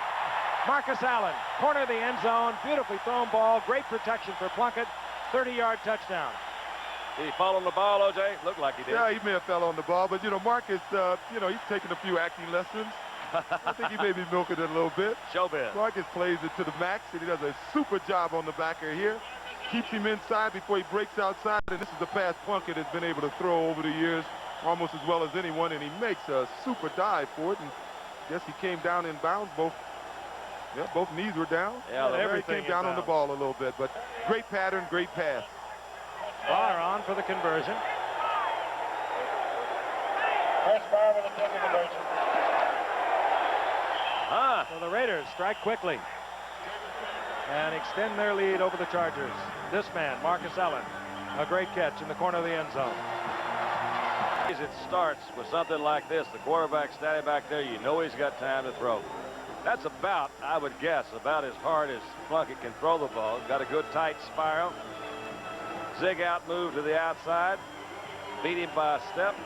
That's the way you throw it up. That's really fun to watch. Great athletic move, and you can't see. Marcus comes right down. He's got that ball in his left hand. Falls right over it. Knocked his breath out. Chris Barr will kick it off.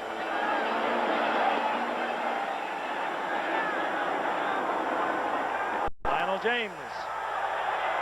Woo-hoo. James just out over the 15-yard line, and the Raiders look like they're picking up momentum. Let's take a look at that scoring drive. Remember, there was a 33-yard pass completion to Barnwell by Plunkett, and a great effort by Barnwell. That's that long black line.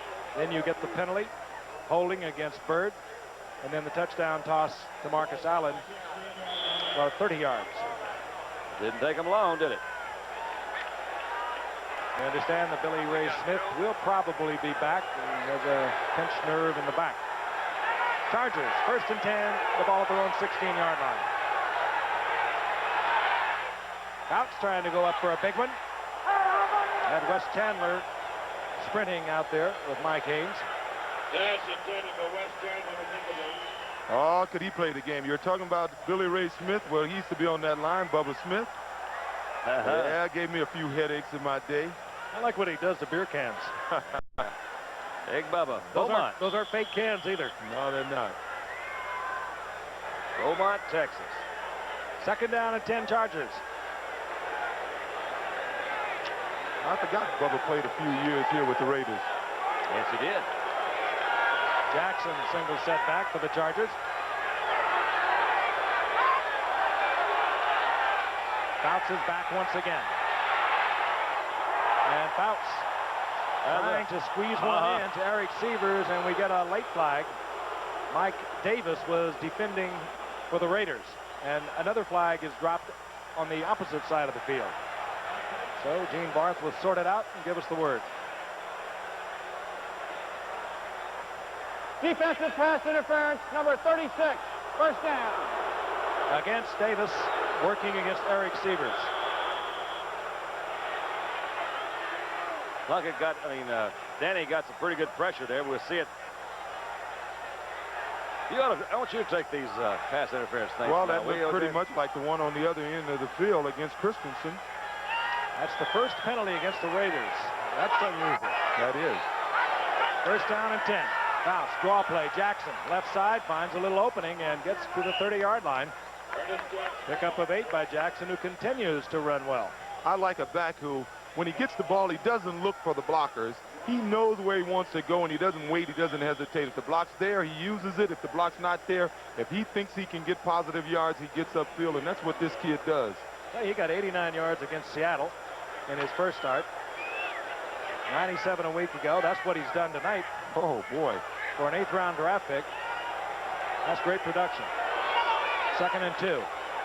Jackson will try again. Jackson has the first down out to the 35-yard line. First down, San Diego. Bob Nelson made the stop. We'll be there in 1988. The Winter Olympics. That's going to be exciting. The city has really put an effort into it.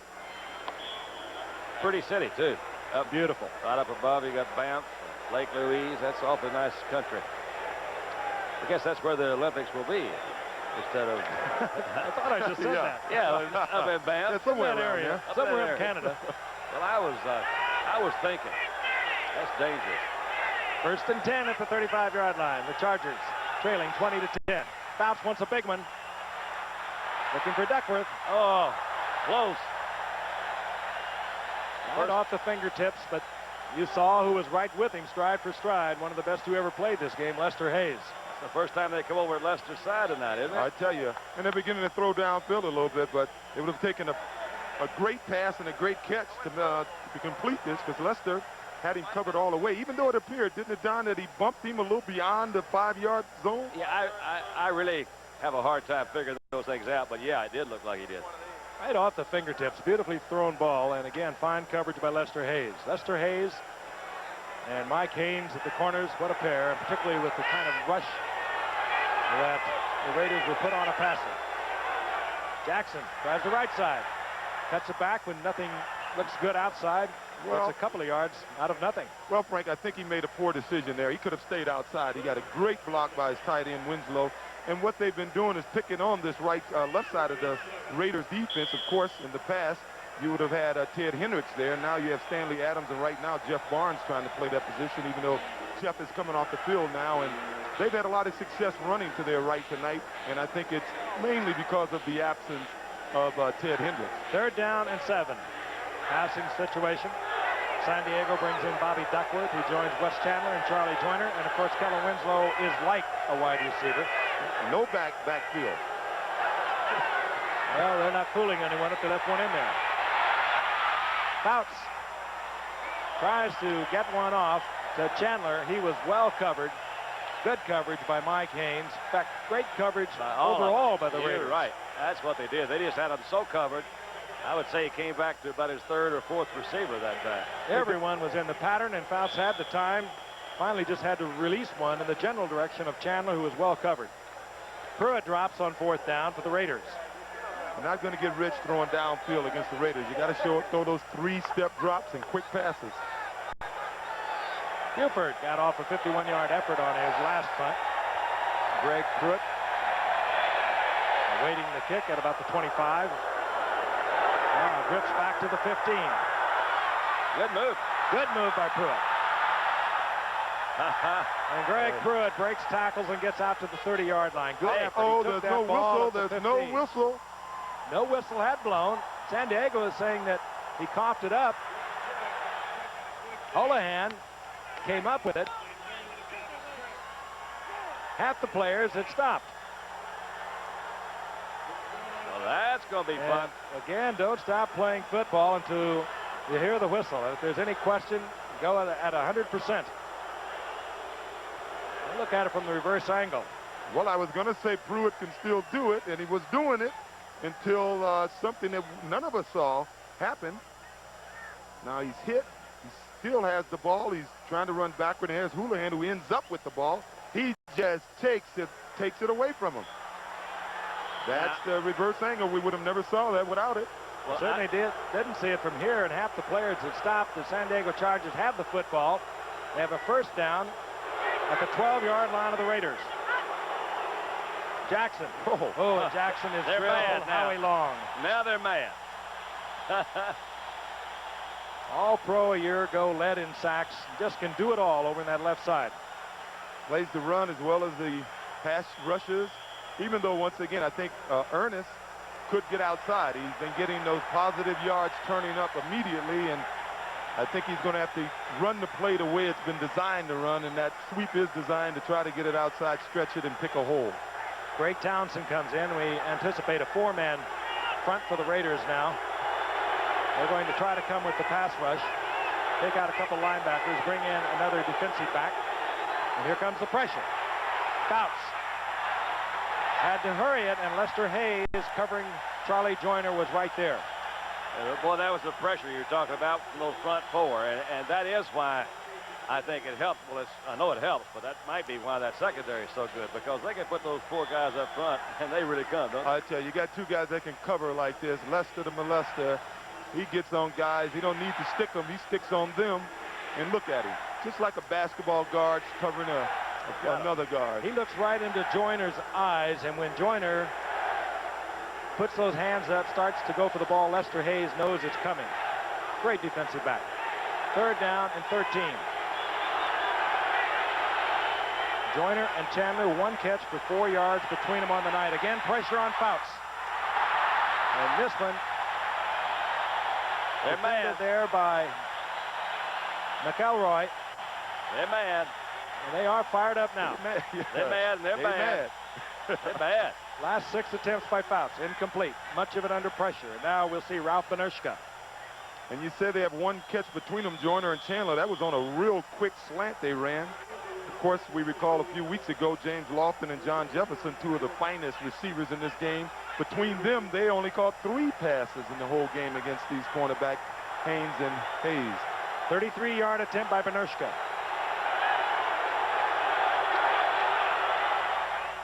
Oh, he is straight. Benershka through the uprights. He's already hit from 51 yards out tonight. So San Diego pulls to within a touchdown and a conversion. We'll be back in the Coliseum in a moment. Lively crowd here on hand. They anticipated a little over 70,000. They have got that, I'm sure. Dan Fouts really upset. He was really exercised when he came off the field. I think just frustration not being able to get it in. Benershka hits it. Clee Montgomery is deep. And here comes Montgomery. And down goes Montgomery. Good tackle at the 23-yard line. I want to remind you, it'll begin October the 2nd, the National League Championship Series and the American League Championship Series. Exciting playoff action begins as baseball's division winners meet in the start of Major League Baseball's League Championship Series. You'll see it live exclusively right here on ABC, October the 2nd. Of course, it'll be the Cubs against San Diego. Detroit goes against the winner of the American League West, and that's going to be Kansas City, Minnesota, or California. All the excitement right here on ABC. Well, they got a tidal wave going around in this stadium. They got a funny wave here in the Coliseum. It's a big one. 1st and 10, the Raiders. They lead 20-13. That's Barnwell in motion.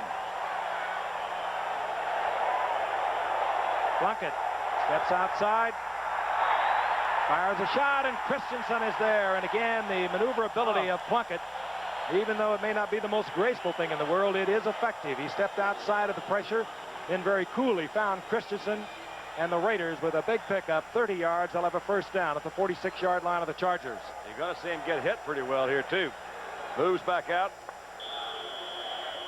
That's Woody Lowe. Keith Ferguson put a pop on Plunkett. He got hit. Nice catch, though. Good football game. Two of the finest in the league. Certainly offensively, and the Chargers are beginning to think they have developed a defense under Tom Bass.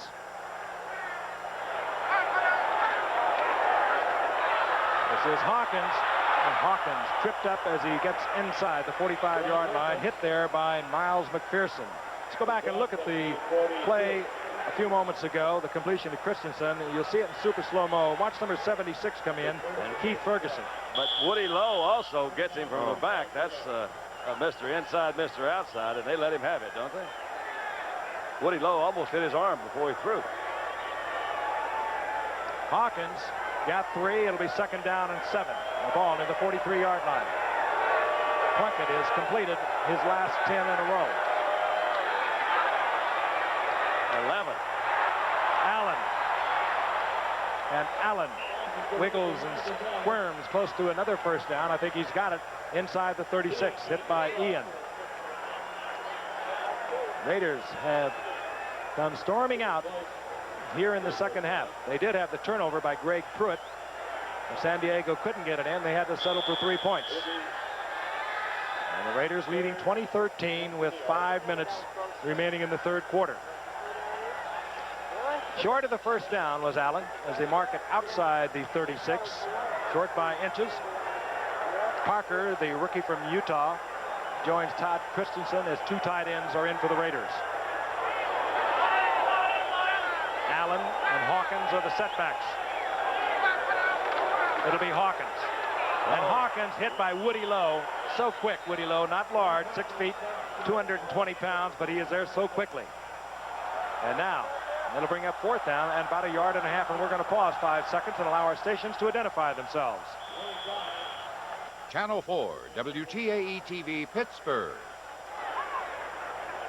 Good football game. If you've joined us late, the Raiders got off the scoring early. It's been seesawing back and forth. The Raiders, however, have come out in the second half after getting a final second touchdown by Marcus Allen at the end of the first half.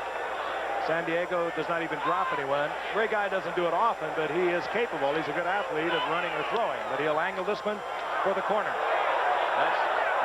And he's going to get one. Not what he wanted, as they are going to mark it close to the 15-yard line. So there's a net pickup of just 20 yards. The Chargers get it back at their own 15. And get the edge back. They got a break. Ray Guy's punt going out at the 14. They'll have a first down and 10, and they have marked it right at the 14-yard line.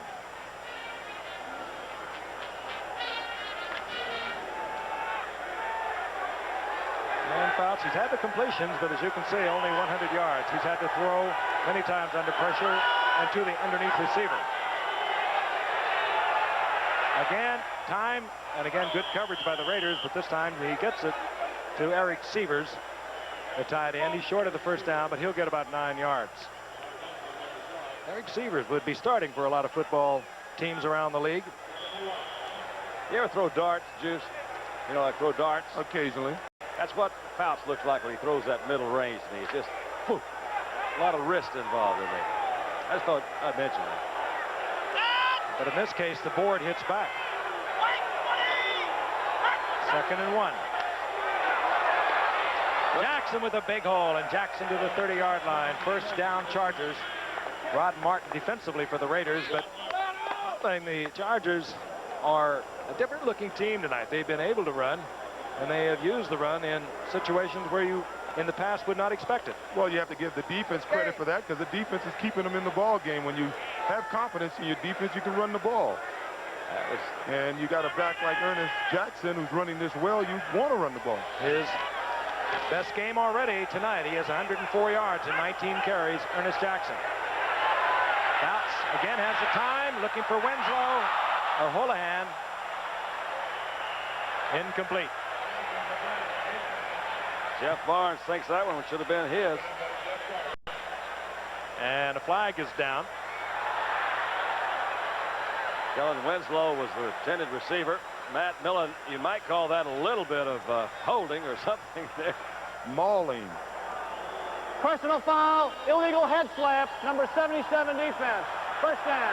Well, they had a whole bunch of things happen on that play. They called Alzado, and you saw Matt Millen giving Kellen Winslow the treatment. Well, they are getting mad. They're getting mad. They're mad. Yeah. Hey, getting mad has helped for them. Yeah. We look at some, what do we got there?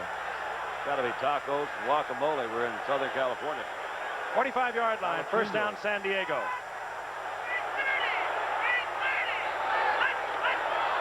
Bounce back again. Chandler. That time, Alzado hurried Fouts. Chandler almost turned it up on him, but they communicate so well. They work so hard in practice, and of course, their game has been a throwing game ever since Don Coryell came 7 years ago. That time, only a pickup of about 3. It'll be second down and 7. That's the 4,000th pass of his career. And it only took him 134 games. It's amazing how many other quarterbacks have taken almost twice as long to get there. At the 48-yard line. Second down and 7. Jackson again, big opening this time. I'm telling you. Jackson inside the 40-yard line. He's having a big night. That's big Doug Wilkerson, left guard in there, is doing a good job blocking. And a moment ago, you saw Don Masick, the center. Let's take a look at it. It's a nice little hole. It's almost a draw play. Essentially, that's what it is. Zone blocking, too. Yeah, but they went right after the defender, so the linebacker should have known it wasn't a draw. Normally, when it's a draw, your offensive line will set up like they're pass blocking, but they jumped right on the Raider defensive lineman. You can run the football, and you can throw it a lot easier also. You bet. The Raiders defense has to think run now with Jackson well over 100 yards rushing. First down and 10, and Jackson again, another big opening for Jackson. And Jackson will be close to another first down. As I said earlier, this is the first time I've seen a Charger team where the pass looks like it's keeping the defensive team honest so that they can run the ball. Hullabaloo, connect. Kid's done an excellent job tonight. Again, an 8th-round draft pick, was not expected to do much of anything. He was questioned whether to even make the ball club. He only carried it 11 times a year ago, but with all the running back problems for San Diego, this youngster has really emerged. He got the first down. On first and 10, Jackson seems to like the work, and he'll pick up another 4 yards. Billy Ray Smith, whom we saw a while ago being treated on the sidelines for San Diego, we understand has been taken into the locker room for x-rays. It had been reported that he had a pinched nerve in his back. We'll try and keep you up to date on that. There's Jackson. Better to be safe than sorry. From Needville, Texas. Where's that, Don? Where's Needville? Needville, Texas. Near Wink. Down there close to Houston. Buford McGee is in, a rookie from Mississippi, an 11th-round draft pick. Second down and 6. Blitz is on. Fouts tries to get it to Severs. Incomplete. He was under tremendous pressure. That was the strong safety, Mike Davis, on the blitz for the Raiders. Well, that's why you see you got to get that running game going, and they have it going because you're not going to go to the bank throwing the ball downfield against the Raiders. They're blitzing a lot tonight, and even when they don't blitz, they have one of the best pass rushing defensive lines in the game today. And when they can bring Townsend in off the bench, or of course they have Howie Long already there. Sean Jones, he's come in, he does a great job. I don't think there's any team in football that can put the pressure on the quarterback that this Raider team can. There will be no running backs for the Chargers. No setbacks. Watch out for the quarterback draw. Fouts reads it quickly, fires the completion, gets the ball to Houlihan, and he'll have the first down at the 11-yard line. Dan, it's amazing to me that not only does he read it so well and so quick, he's able to throw the perfect pass where the receiver's not reaching for the ball. Keeps it going right in stride, too, doesn't he? Raiders on top, 20-13. We're in the final minute of the third quarter, and Dan Fouts has rallied the San Diego Chargers. They're 2-1 in the season. The Raiders are trying to remain undefeated. Only 2 other teams are in the league through 4 games, Miami and San Francisco. Jackson back in the game on first down. Jackson Jackson inside the 10, close to the 8-yard line, upended by Jeff Barnes. Jackson did a great job of turning that one up again. Once again, he never wastes time. Ron Martin closed it down. He turned up and got positive yards. Ernest Jackson, boy. Having a big night as we wind down the final seconds here in the third quarter. And the peristyle into the Coliseum will like it. Large crowd here, well over 70,000. We'll be back for fourth quarter action after this one. Frank Gifford along with Don Meredith and O.J. Simpson. We begin the fourth quarter. The San Diego Chargers against the Los Angeles Raiders. Chargers have a 2nd down and 8. The ball at the 9-yard line of the Raiders. Big night for young Ernest Jackson. 136 yards. In the last 2 games, he's gained 186. He has been such a pleasant, shocking surprise for the Chargers.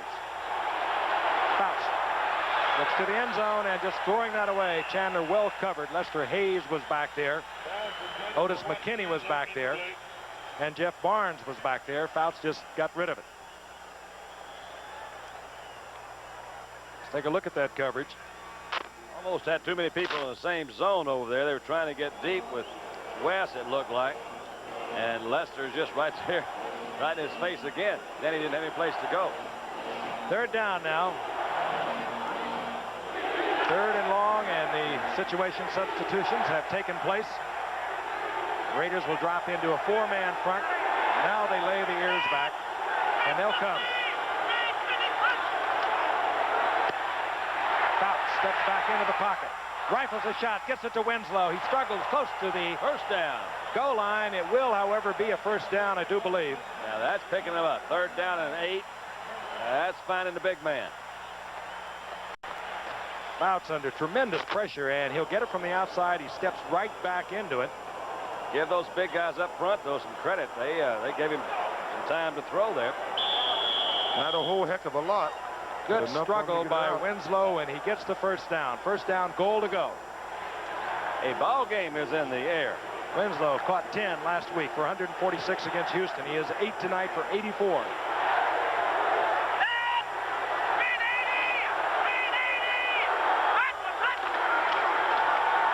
Jackson.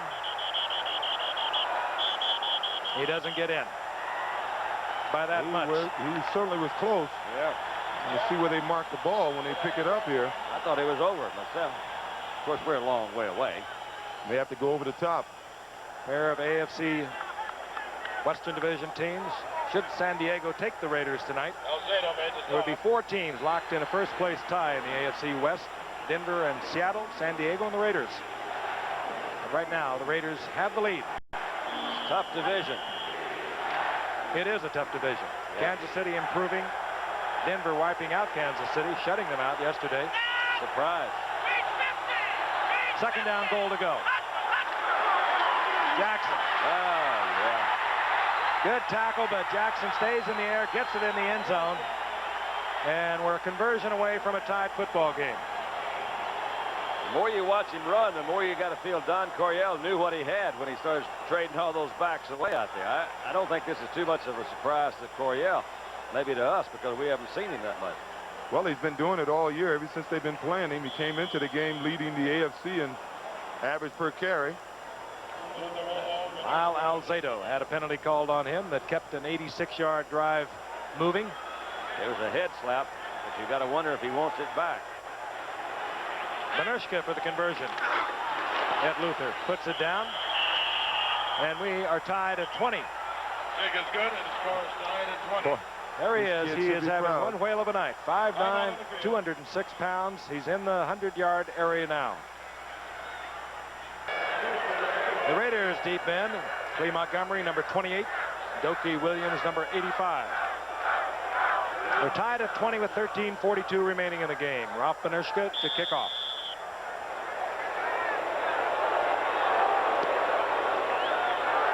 Not a high kick. Williams steps up and takes it close to the 10-yard line. And brings it out over the 30-yard line, so the Raiders will have good field position. First down and 10, the Raiders. Reminder, see on ABC. Raiders at the 32-yard line. Well-played football game. by both teams. The surprising part of it, the Chargers being able to run as well as they have. Wide open. Oh. That was Marcus Allen slipping. He was wide open. No one had picked him up. It'll bring up 2nd down and 10. More action from the American League West. Kansas City pouring it on over California.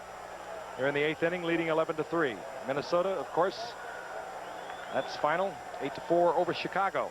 What a race. California, Kansas City, and Minnesota. That's the last one. And we'll bring you the playoffs beginning a week from tomorrow night.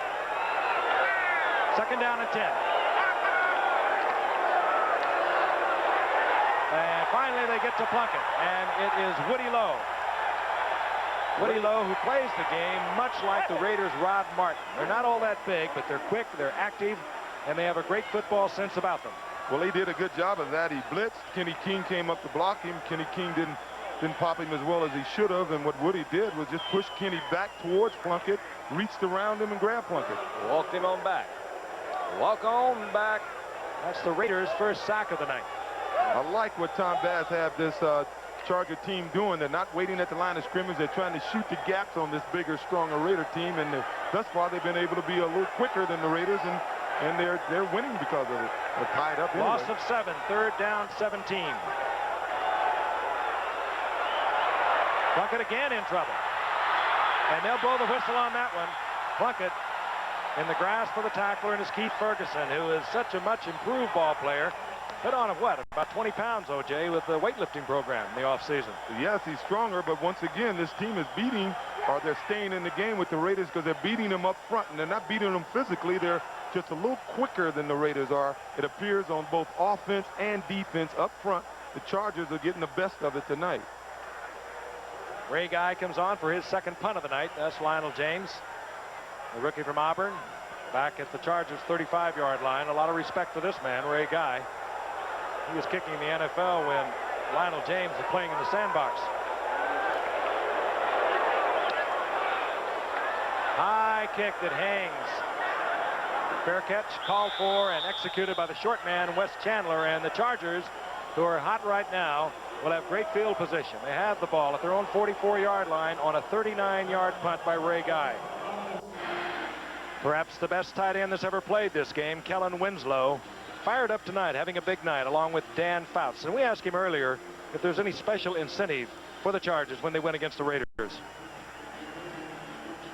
Well, we've had a lot of trouble with Seattle over the past years, too, and there's a lot of incentive playing against them. But just playing the Raiders and that mystique that everybody gets all hyped up about, I enjoy playing against the Raiders. They like to play a lot of man-to-man coverage, and I like to go against man-to-man. He has been busy tonight.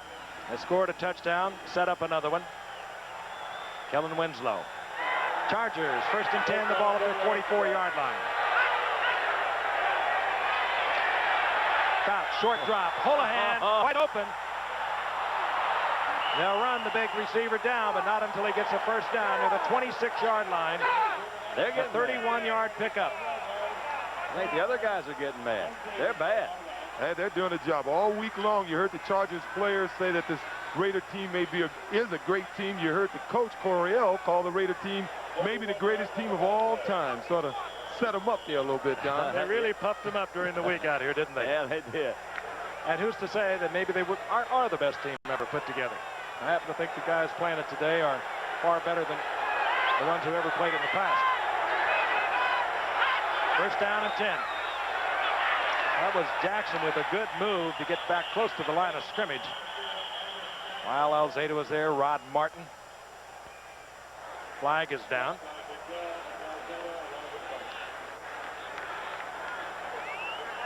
It'll be illegal motion against the Chargers.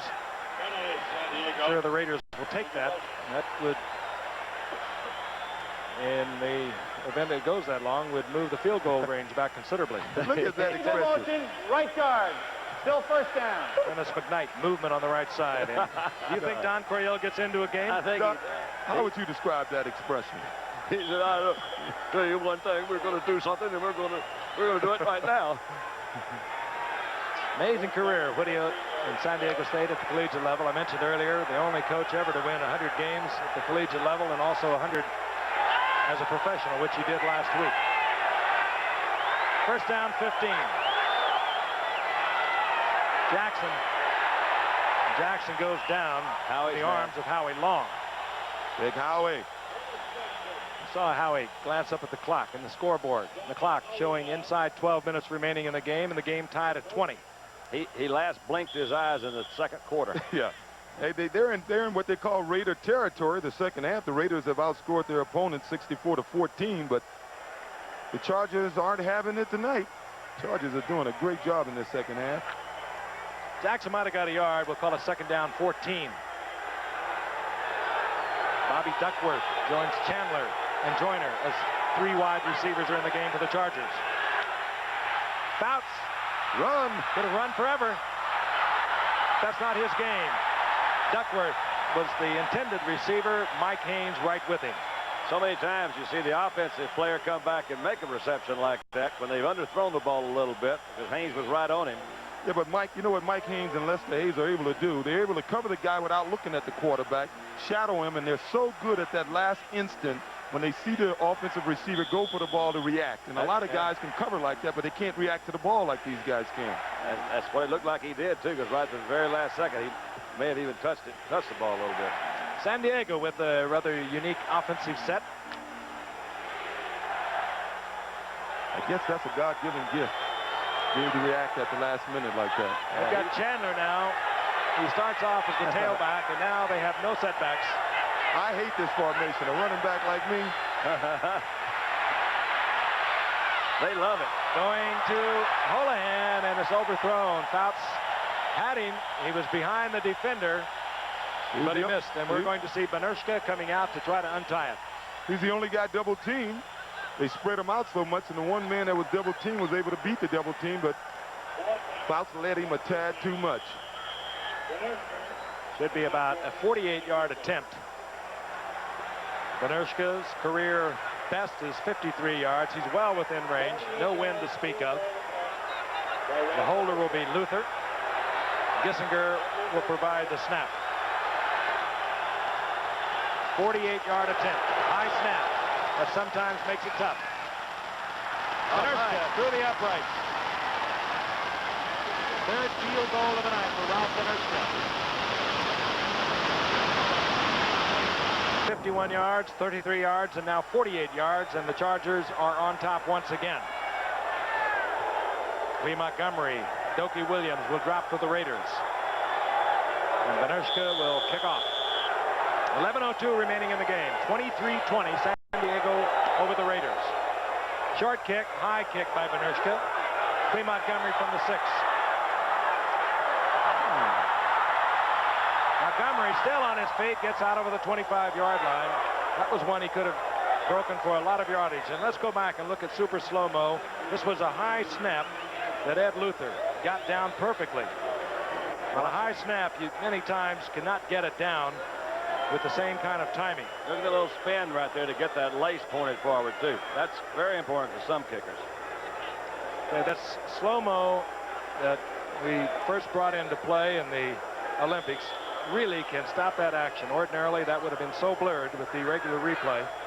Really is fun to watch. 28-yard line. The Raiders down by 3. Hawkins is the single setback now for the Raiders. Marcus Allen is flanked out. He's a good receiver out there. Plunkett, a lot of time. Has to dump it off to Christensen, who struggles over the 35, but a flag is down. Christensen short of the first down. Gain of about 8. Holding against the Raiders. So an 8-yard pickup will be negated. Kansas City has swept their doubleheader over California. They are in first place. Those are the standings. Going to be tough for California to get it together. But Minnesota is a half game back. Kansas City has 5 games remaining. 2 of them, of course, remain against California. First down and 20. Allen now the single setback. Plunkett will look to pick up some of it. That one almost picked off. Certainly Trying to get was. it to Todd Christensen. And have a shaken Raider. That's Miles McPherson. The Chargers, they had that one read from the very, looked like at the beginning, and that was the guy that almost intercepted it, too. Came down on his knee wrong, it looked like. Miles McPherson made the Charger team a surprise member of the squad in '82 as a free agent out of New Haven, Connecticut College. And he is going to be assisted off the field. That'll bring in Bob Greger to replace Miles McPherson. Made a great effort for it. Got tripped up as he tried to leap over Todd Christensen. Came down and grabbed at his knee. Well, it was an interesting stat there. Once again, I said the Raiders are a second-half team, but they're losing this second half 13-7. And the game by 3 points. Second down and 20. The Raiders at their own 18. Clock it again with a lot of time, and again difficulty with the receiver, and it's picked off. Woody Lowe. He's gone. Woody Lowe gets into the end zone. And the Chargers have come roaring back in the closing minutes of the third quarter and here in the fourth quarter. And I just saw a flag in the end zone. I wondered if that was some sort of celebration. He did spike the ball, but it didn't look like any choreographed celebration. With Bob Greger discussing it with the official, the flag went down very quickly. But more important, they got the 6 points. On a 32-yard interception return, Woody Lowe. Way to go, Woody. That was Tom Bass you saw with the very shiny head there. Remarkable man. Returned to the Chargers a couple of years ago. Illegal spikes will penalize on the kickoff. Yeah. 5-yard penalty. That's the excessive demonstration rule. That assessment will come on the kickoff. But Tom Bass has changed things around. That's considering, too, that they have not been able to sign their #1 draft pick, Katie, out of the University of Texas, a cornerback, as we watch Benershka drill it through the uprights. Another high snap. But the Chargers 2 years ago were 28th defensively in the NFL. Last year they were 26th. They have improved remarkably. And there is one of the reasons, Woody Lowe. Yeah, Jim's trying to hit Todd Christensen with this. You'll see that number 58, Mike Green, comes in, makes some contact. Ball's thrown a little bit high, bounces off of his hands. And Woody Lowe was right there. From another angle, we'll see it again. There again. Screens there on that side, too. How about that? Woody Lowe got... So stay down there, Todd. Boy, he had a deep drop on it, too, Don. He sure did. Very quick, Woody Lowe. Jim Plunkett got a pretty good lick over on the sideline as he rushed over to try to tackle. That, by the way, is the 10th career interception of Woody Lowe. 16th career interceptions, and that is his 4th touchdown return. We're taking a look at Miles McPherson's knee as Benershka kicks off. It'll be Dokie Williams from the 3-yard line. Look out. Williams with a great return out over the 45-yard line. Former UCLA world-class triple jumper with tremendous speed. There he is. Well, Dokie's the heir apparent to take Cliff Branch's place. They really like him here. Didn't have much of a college career at UCLA. They didn't really play him that much. Just threw the ball to him a few times. They think in another year or so he should be ready to step in there for Cliff, but Cliff is not slowing down too much. It's Miles McPherson. You saw him a short while ago go up for the interception against Todd Christensen. Collided with Christensen, came down on the knee, and now they have it packed in ice. 46-yard line, the Raiders first down and 10. 10 minutes and 9 seconds remain. 30-20 San Diego over the Raiders. Wide open is Allen. And Gil Byrd is there defensively for the Chargers. Allen close to a first down. Yeah, Marcus went out of bounds, but he gave Gil a little something to take with him. A little forearm there. Forearm shiver. Yeah, forearm shiver, exactly what it was. And we're going to have a measurement. Very close. I think with the Chargers, they really missed not signing this Mousy Cade. He was their #1 draft choice. They wanted to put him out there on the cornerback, on the corner position rather, and they would prefer to put Gil Byrd at safety, let him play strong safety as we see the chain here. Just a fraction. I'll tell you, that couldn't be any closer. Oh, that much. How much is that? Barth very delicately indicates less than an inch. It's a good down. You know, when you have second down on less than an inch, you think you can really gamble on the second down play. I wouldn't be surprised to see if the Raiders throw downfield, try to get in the end zone. Surprised me they haven't gone up on top as much as they have in the past. They like that. They like to throw deep. They love to get the completion, but they don't really care that much about it because it gets a lot of respect by the secondary, and they start laying off those receivers, and then you can throw so much better underneath. Well, I tell you tonight, every time they've tried to go deep, the Chargers have had a pretty good pass rush. Second down and about an inch.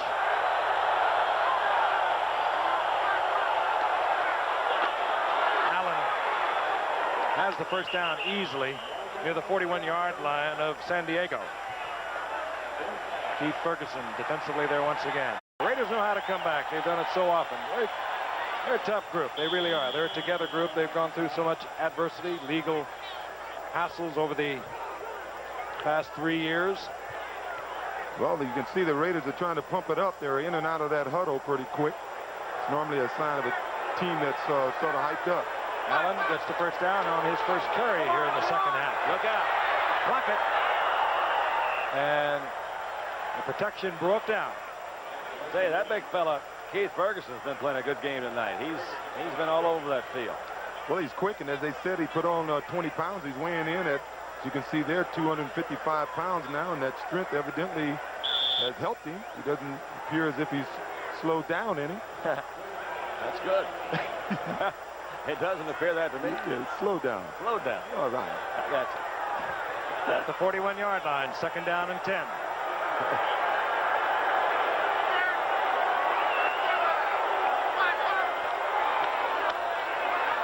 Plunkett, Christensen was there, but it would have to have been a perfect pass over a linebacker and in front of the defensive secondary.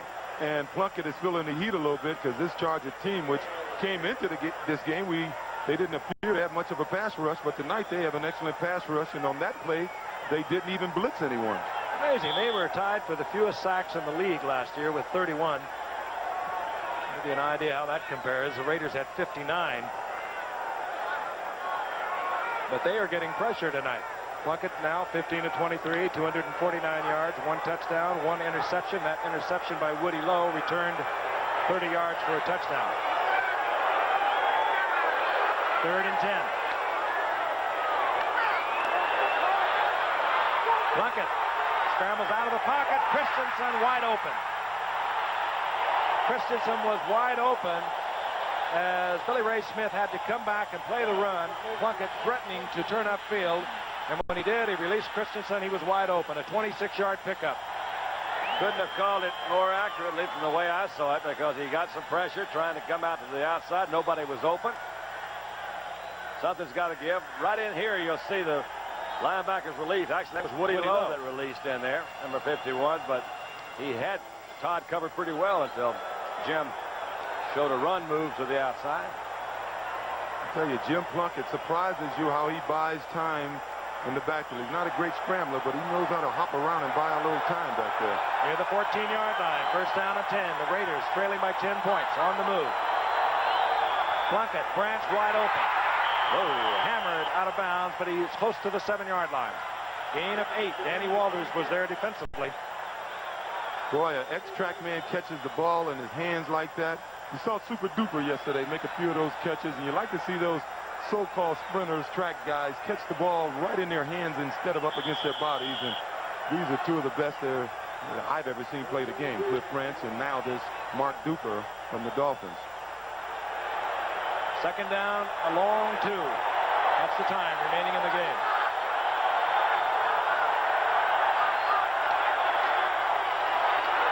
Allen, he'll have the first down. It'll be first down, goal to go. Did you forget my buddy Bobby Hayes? Well, yeah, Bobby Hayes, he caught that ball real well. I say 2 of the best, not that's two what of, you not said, the 2 best. That's right.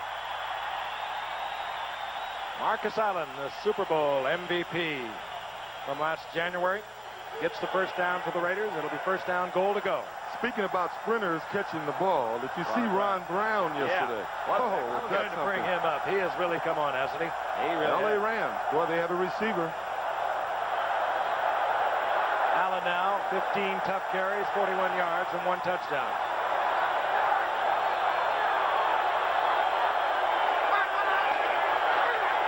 Over the top. This time, yeah, Allen again over the top.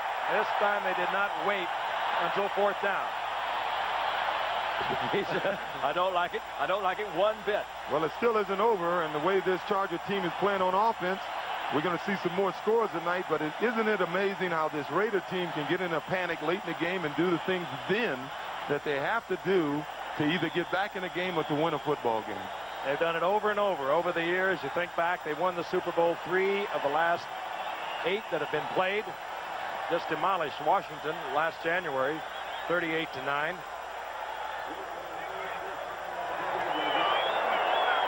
Here's Chris Barr. Whoops. And Mark Wilson is very unceremoniously tossed to the turf. That is the 4th extra point the Raiders have missed this year. And that could be very important. That has taken them out of field goal range to tie it up. 30-26 San Diego. Conversion, had it been good, would have brought the Raiders to within 3 points of tying the game. Mark Wilson, the backup quarterback, gets a good snap from Dalby. He just dropped the ball. We mentioned at the top of the game that Wilson has replaced David Humm from last year as the holder for Chris Barr. And, of course, the center, Dalby, has had a pulled groin muscle, but nevertheless, the Raiders have failed on 4 conversion attempts thus far this year. That's rather remarkable. Buford McGee, the rookie from Mississippi. And McGee is hammered as he gets out over the 15-yard line. I'll remind you later tonight on Nightline, a look at Pennant Fever sweeping Chicago as the Cubs clinch the divisional championship and head for the playoffs. And boy, they are excited. You see it on Nightline. And on the West Coast, stay tuned for Call to Glory. 8:10 remaining in the game. Very tough Charger offensive unit tonight. Surprisingly strong on the ground, and when you can run the football, anyone who knows this game will tell you it makes the passing game so much easier. And the defense has to play the run before they think pass. Jackson. Good cutback by Jackson. And a gain of about 3. It'll be 2nd and 7. Let's take a look at the scoring drive on our animated board.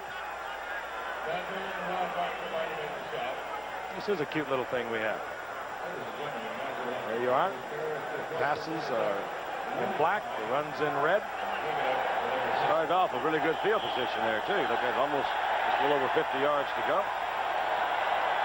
Started by a good kickoff return. 2nd down and 7.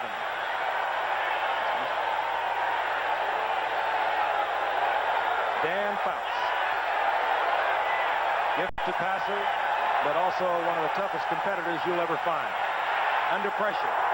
Gets it off, it's thrown low to Joyner, and he doesn't handle it, and Dan Fouts pays the price. And the wave is moving around the Coliseum. Not one of your better waves, but nevertheless, they're into it. Well, it's a big one. It's a huge wave. I bet they have near 70 or a little more than 70,000 people here. About 16 of 30, 164 yards, and 1 touchdown on the night. Southern California doing the wave. It's kind of sad for Southern California that it takes 90,000 people to sell out this stadium so the locals can see it on TV. Yeah, they have well over 70,000, I would judge, just by looking at it. I've looked at it for a lot of years. On 3rd and 7, Fouts. What a nice throw. What a great catch. That's Holohan, who has turned into some kind of receiver for the Chargers. Then he held that ball just as long as he possibly could. He's hurting. He didn't pay a price for it, but that was holding it and let Holohan get his chance to work at it. You can see right now, man, he's getting it from all sides. That ball is right on the money. Holohan is 6'4", and he used all of it to go up and get it. You get another angle of Danny. This is that super slow-mo again. From the right side, he's got Rod Martin. Howie Long. Howie Long came in through there, and I believe Hayes was also. That was nice. Good concentration. Near the 45-yard line, the blitz is on by the Raiders on 1st and 10. And Jackson gets another fine run. He is into Raider territory near the 49-yard line, a gain of 7. It'll bring up 2nd down and 3, and Jackson is having a great night. Their running game plan, truly, isn't that wild? 147 yards. And you know he's getting them when they count. He's getting them on some 3rd downs, and he's getting them those big 5 yards on 1st down, and it puts all the advantage to the offense when they can run a throw with less than 5 yards on 2nd down. It's a lot of pressure on the D. 6 minutes, and the clock is moving here at the Coliseum. Raiders trail by 4. Jackson again. He's working tonight. Another big opening, and he cuts back brilliantly to get the 1st down at the 39-yard line. He is showing me something tonight. May have found something in that defense. As you can see, they're running. What they found in the defense is that Ted Hendricks is not playing over on this left side of the Raiders defense. Right side, I should say. And they've done a good job of turning the corner, getting upfield, and once again, this Ernest Jackson, he doesn't hesitate. He doesn't wait for the block. He anticipates the block, and he gets upfield as fast as he can, and that's all you can ask for from a back. Jackson has carried the ball 29 times. He gets a breather. Buford McGee, the rookie from Mississippi, comes in and gets a draw call on his first play, and he is snapped to the turf, and it's Rod Martin. Oh, Buford is saying, hey, you weren't blocking this way for Ernest Jackson. That was one of those rather obvious draws, it looked like to me, and I think the defense picked it up pretty quickly, too. That was a play they used until Jackson gets his breath.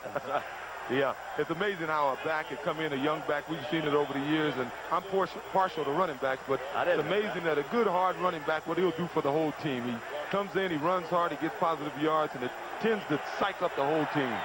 There was a loss of 3, a 2nd down 13. That's one way to look at it. Watch the Raiders come this time. Bounce. Down he goes.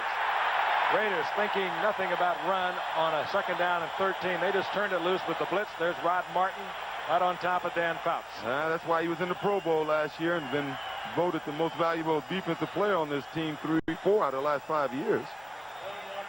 12th round draft pick 8 years ago. Then one of the Raiders' top players for the last 5 years. The loss was all the way back to midfield, and it's going to bring up 3rd down and 21. With a 4-point lead, they're doing a good job of one thing, and they're just taking up a lot of time. A little bit over 4 minutes to go, 4 minutes 15. The Chargers, new formation, no setbacks. They'll probably line Chandler up as a tailback, but he'll go in motion.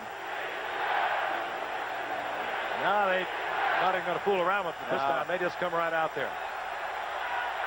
I'd keep my eye on number 80 or number 85. Fouts did not like that. Had they come with the blitz, Fouts knew that he would not have enough men to pick it up.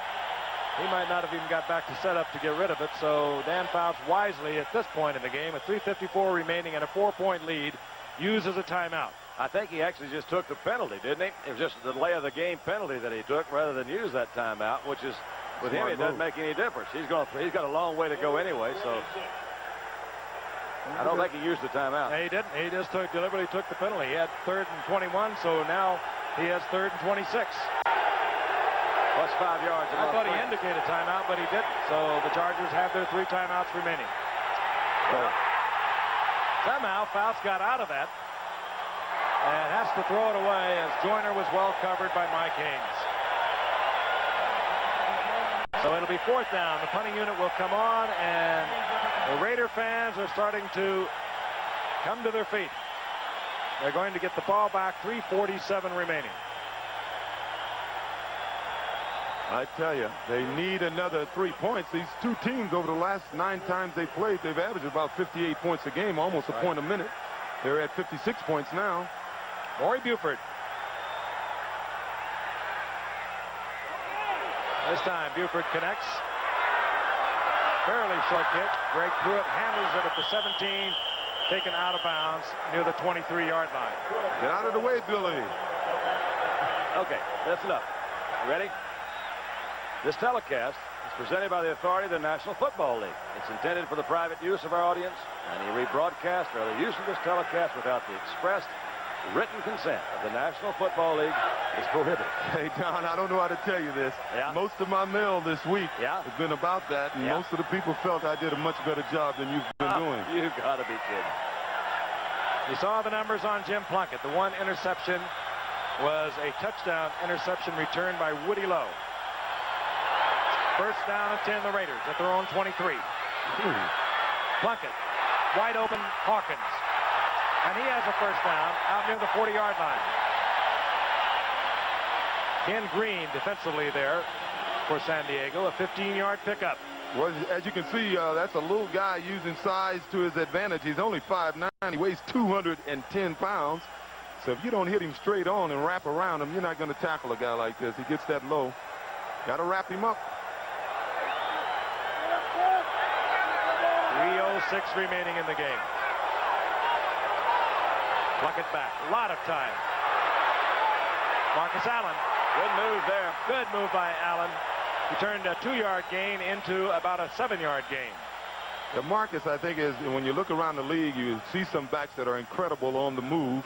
Of course, Kurt Warner is hurt. You think of Billy Sims, you think of Eric Dickerson. But from a standing start, I think Marcus may have the best moves in the game today. He reminds me a lot of Chuck Foreman when he first catches the ball. That first explosive move of his is incredible. Second down, long 3. They marked it at the 45-yard line. Plunkett. Christensen stays on his feet inside the 40-yard line. Another Raider first down. Lyndon King was there defensively. They're bad. Yeah. Isn't it amazing that he's now getting the time to throw? I'm surprised he's not being blitzed. And I do not believe the Raiders will be able to get another play off before we get the 2-minute warning. The Raiders have 2 timeouts. Todd Christensen. He'll be a factor if the Raiders get back into it. We'll be back in a moment. 2 minutes remaining in the game. The Raiders have 2 timeouts. They have a first down and 10. The ball inside the 40-yard line of the San Diego Chargers. Jim Plunkett has consulted with Tom Flores over in the sideline. He has a great sense about where he is in a football game. And again, he doesn't have all the grace and beauty of some of the quarterbacks that we've watched over the years, but he does get it done. Well, he certainly knows when he's behind because that's when he's at his best. He did it last week against Kansas City. 2 fourth-down plays on a drive that ultimately wound up with the winning field goal in a 22-20 victory. Stepping out of the pocket again. That's intercepted. Oh, no, not quite. That intended and at least thrown in the general direction of Barnwell, who was covered very well. Plunkett very careful with it. I tell you, Woodrow Lowe is really into the game tonight. He was double-teamed by 2 linemen. He broke through them. He had another guy come and pick him up, and he broke through that guy to pressure Plunkett out of the pocket. The second week in a row, the Plunkett is over 300 yards. Now he'll look over a second down and 10. Cliff Branch up at the top of your screen, the wide receiver. Malcolm Barnwell split to the right. Plunkett, Barnwell stops the clock with a first down inside the 25-yard line. 1:47 remaining. Once again, I'm amazed at Woodrow Lowe's ability to break through a block by a lineman. He did it once again that time. Unfortunately for him, Plunkett was able to find a receiver and get the ball off. A nice move by Barnwell that time, working on Gil Byrd. Gave him that kind of a look like he was going to go deep. Throws him just for a minute, broke it off to the outside. It's amazing how Barnwell in the last 2 weeks have all of a sudden come out of nowhere, and he's a better than average receiver now. He is a rapidly improving receiver. Has good speed, good moves, fine hands. Marcus Allen, and he'll get 8. Raiders moving closer. They trail by 4, 1:34 remaining in the game. They're taking their time. They do have timeouts, but I don't know if I'd take my time right now. I don't think so. I'd like to complete some balls inbounds and not have to feel you have to call a timeout. On second down. Plunkett all the time in the world, and finally dumps it off to Todd Christensen. He'll have another Raider first down. That's got to be a timeout. Now, Flores wants the timeout. Yeah. They had him pretty well covered back there. Christensen was just able to finally pull up. He went all the way across. You'll see Todd Christensen now go across 45 up there. And look at that. He's got plenty of time. They've got them all back there defending. Finally, Todd pulled up. Woody Lowe put the stop on him. Take a look at Todd as he comes out. As I said, he was a running back, so he knows how to just hang around there, find a little hole. He sees Plunkett's in a little problem. Didn't do much but slide away from the defender. That's all you have to do. Last week, 9 receptions for Todd Christensen. Tonight he has 7 for 107 yards. Let's pause quickly. 5 seconds and allow our stations to identify themselves.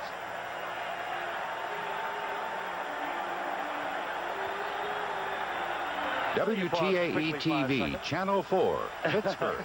Just thought of that. Why don't you let's pause slowly for 5 seconds. Good football game. If you happen to just have joined us, it's been seesawing back and forth. The Raiders in command. They initiated the scoring with a 3-point lead. It's gone back and forth. Both quarterbacks having fine nights. And a big edge going to San Diego because they have found themselves a running back in Ernest Jackson, second-year man out of Texas A&M. And Jim Plunkett has put together his second most productive game of his career with the Raiders with 354 yards. First down and 10. The ball at near the 13-yard line of the Chargers. 1:02 remaining. Plunkett, Christensen out of bounds. He'll have a first down, goal to go. Oh, yeah. That was a great throw and a super catch by Christensen. You bet. Tough football team, the Raiders, and they seem to get tougher when they get behind. Let's take a look at him. As you know, Christensen missed the entire preseason. He thought he was worth more money. He'd have a pretty good argument about that tonight. Bingo. Great concentration, wasn't it? Well, the Raiders have never lost at home on Monday night. They're 10-0. The way they're going now, they may not lose tonight. Figure for attendance, 76,000. All right. Well, I think Marcus will take a couple of airborne, a couple of flights here. You think so? I got a feeling. Here First down, goal to go. That's the first one. Flight 1 aborted at the 1. There goes the flag. Oh, not a flag. Yeah. Late flag. Hit him a little bit late there. Well, I figured it would take 2 of them. I got a personal foul. I got a personal foul on a late hit, 78. Doesn't make much difference. Just Chuck gives them Ian. another down. So it will remain first down, goal to go. Half the distance to the goal will be the penalty. And now we will see probably flight 2 for Marcus Allen. I think I can hear it revving up. Yeah, we're high enough to be air traffic controllers up here. May fool us and quarterback sneak it. Yeah. All right. See back there, same situation. They don't want to give Fouts too much time. Flight 2. Allen into the end zone. Yeah, I did it. Crowd all on their feet. Remarkable comeback for the Raiders. They were down by 10 points here in the 4th quarter. Just win, baby. Well, I tell you, the Chargers only need a field goal to tie it up. Well, right now, they just need a safety. Well, with the with the PAT, the way the Raiders been kicking point afters. Marcus Allen, another big night, a tough night. Chargers showing much stronger defense than I'm sure the Raiders anticipated. They put the thrill back into the PAT. Chris Barr, the crowd, is breathlessly awaiting the conversion attempt. But they have put the thrill back in it. Well, Dan Fouts has 45 seconds to play with. 3 timeouts. And he doesn't need a touchdown. Well, let's take a look at that. Marcus lining up in the eye. They lined up up front so nobody could come around, as you can see there. And it's pretty tough to stop when you outweigh the defensive line. And all he goes over the top. You can't defend against that. That's not bad effects either, Don. Thank you. Dan Fouts. And if you ever wanted somebody to be doing it in 45 seconds, you'd want this man. He is cool. He's tough. He'll stand there till somebody gets open. And I love this one. And he's been there before. Well, you didn't get that. No, that's a good one. That's not I might original. point out those 2 black armbands that all the San Diego team is wearing is in tribute to a pair of police officers that many of these players knew in their work in the community around San Diego, who were killed in the line of duty a week ago this past Friday night. Chargers very involved, many of them in community activities, and some of them had actually worked with the two officers who were killed in a shooting incident in San Diego a week ago last Friday night. And they are wearing the black bands in tribute to those officers. Lionel James at the goal line. They can use a good return. They didn't get it. They will have 86 yards to go. 39 seconds with 3 timeouts. Let's look at the scoring drive, a tribute to a very tough Raider team. Started off a couple of passes. Couple of passes, and then some runs. A couple of leaps. Couple of passes. Yeah, and those runs were like passes. And one little penalty. Don't forget the little penalty right there. Yeah, one little yellow dot. First down, San Diego. They have their 3 timeouts. 4-man rush by the Raiders. Jackson on the screen. Stays in bounds as long as he can, steps out, kills the clock with 33 seconds, preserving the timeouts. They found a good back here. Not only is he a good runner, he's a smart runner, knew exactly what to do. So many young backs would get carried away at a time like that and try to do it all themselves. He got as much as he could and got out of bounds, but... You like this, Jackson? I like him. I like him. Oh, I like when I see a young back come in and pump his team up like he has. Second down and 3. The ball at the 21-yard line. Fouts with a pump fake. Now throws into a crowd, and somehow or Kellen Winslow caught that ball. Kellen Winslow. He is too much. And the Chargers have called timeout. He is the best. That was remarkable. I've seen him do many great things, but he knew he was going to get hammered, and somehow he came down with it. But Fouts also got him into the open area with a little pump fake to him coming off the line of scrimmage. Let's look at it. I want to look at it again. As you look at Rolf Benershka, he's the guy that they're saying, hey, tie this thing up, we'll go into overtime. They get him close to 50 yards, and he is a threat. That's the longest of his career. Need a little more time. Yeah. The Raiders got to worry. Well, as we take a look at the ISO, I want to Dan, see. You take it. Well, I just want to see if somebody might have made a mistake and try to intercept the ball back here. I couldn't tell from up here. But Kellen, of course, is going down there. He looks into the side. He's 6'5". And that might have been an interception try. I don't know. It was McElroy who went up for it. Yeah. But Winslow just, it looked like he wasn't even looking at the ball, but he came down with it. First down, San Diego, 46-yard line of the Raiders, and they'll need to pick up perhaps 15 to 17 yards to get Benershka into realistic field goal, and it would be a field goal attempt that would tie this football game. I tell you what, though, both teams have to do a little thinking here, because that's going to rule out the possibility of a touchdown here, and the Raiders can't give them the short passes for a field goal, but they still got to watch out for the touchdown. 24 seconds remain. The Chargers have 2 timeouts. Offsides. Looked like to me. Fouts gets rid of it. Are they going to say he was in the grass? Yes, they do. And Fouts was in the grasp of the defender at the 49-yard line. There will be a loss of 5 yards. That makes a big difference here, even though it's only 5 yards. When you're running 15-yard pass patterns and you're trying to get a field goal at this position on the field. I thought I saw the Raiders offsides that time. Somebody sure got a good start. Fouts had thought he had called timeout, and he is really incensed. He is hammering away at referee Gene Bart. Well, you'll see the Raiders argue if they put time back on the clock. So finally, they get the clock stopped, and now there's only 14 seconds remaining. That will make a difference, won't it? Well, you got to be animated. At a time like that, a quarterback, and Fouts has been around long enough to know, you have to be animated. You have to signal it. You have to look at the clock and make sure that that clock is stopped. You can't just throw a casual timeout sign and assume that the official has saw you. And that must have been the case here. One of the better divisions could be all locked up. In the AFC West, should the Raiders go on to win tonight, they will remain undefeated. San Diego will drop to 2-2, but Denver and Seattle are both there with 3-1 records. You know, I think maybe Fouts thought it was an incompleted pass and the clock had stopped anyway, and he was arguing that he was not in the grass. That would make more sense. It's been around too long not to make the official be aware if he's trying to call timeout. 14 seconds remaining. Fouts 19 of 35 on the night, 227. 1 touchdown. Winslow has caught 9 of the 19 completions. 1 second down. Fouts overthrown, almost intercepted. Fouts trying to get it to Joyner. Now 7 seconds.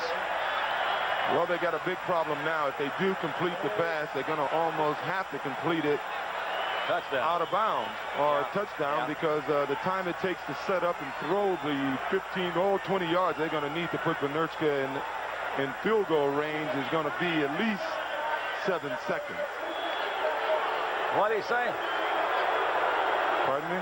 3rd and long. No, I think they're saying it's 9 seconds. 9. Reset the clock at 9 seconds.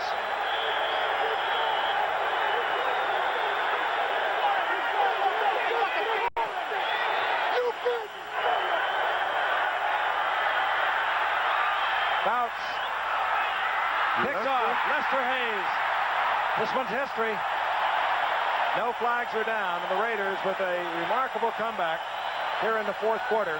Not remarkable for them. Arm of Plunkett, the running of Allen, have remained undefeated, along with Miami and San Francisco, the 3 undefeated teams that remain in the National Football League. Lester Hayes with another interception, his 33rd of his very young career. Good football game. Best one we've seen in a while. Amen. Raiders will travel to Denver next Sunday, and there's still a rhubarb going on out on the field. I did not see a flag, yet all the players are still on the field. Oh, I think the coaches are a little upset. And Gene Barth will clear it up. Unsportsmanlike conduct on a San Diego coach. We're going 15 yards. Oh, well, there is 1 second remaining. They're giving them 15 yards. Maybe they can assess this penalty the next time they play. On the coach, he said. So we'll have one more play. I mentioned the Raiders will be in Denver next Sunday, and San Diego will return home, and they'll meet Detroit. And we'll be in Pittsburgh with the Steelers in Cincinnati.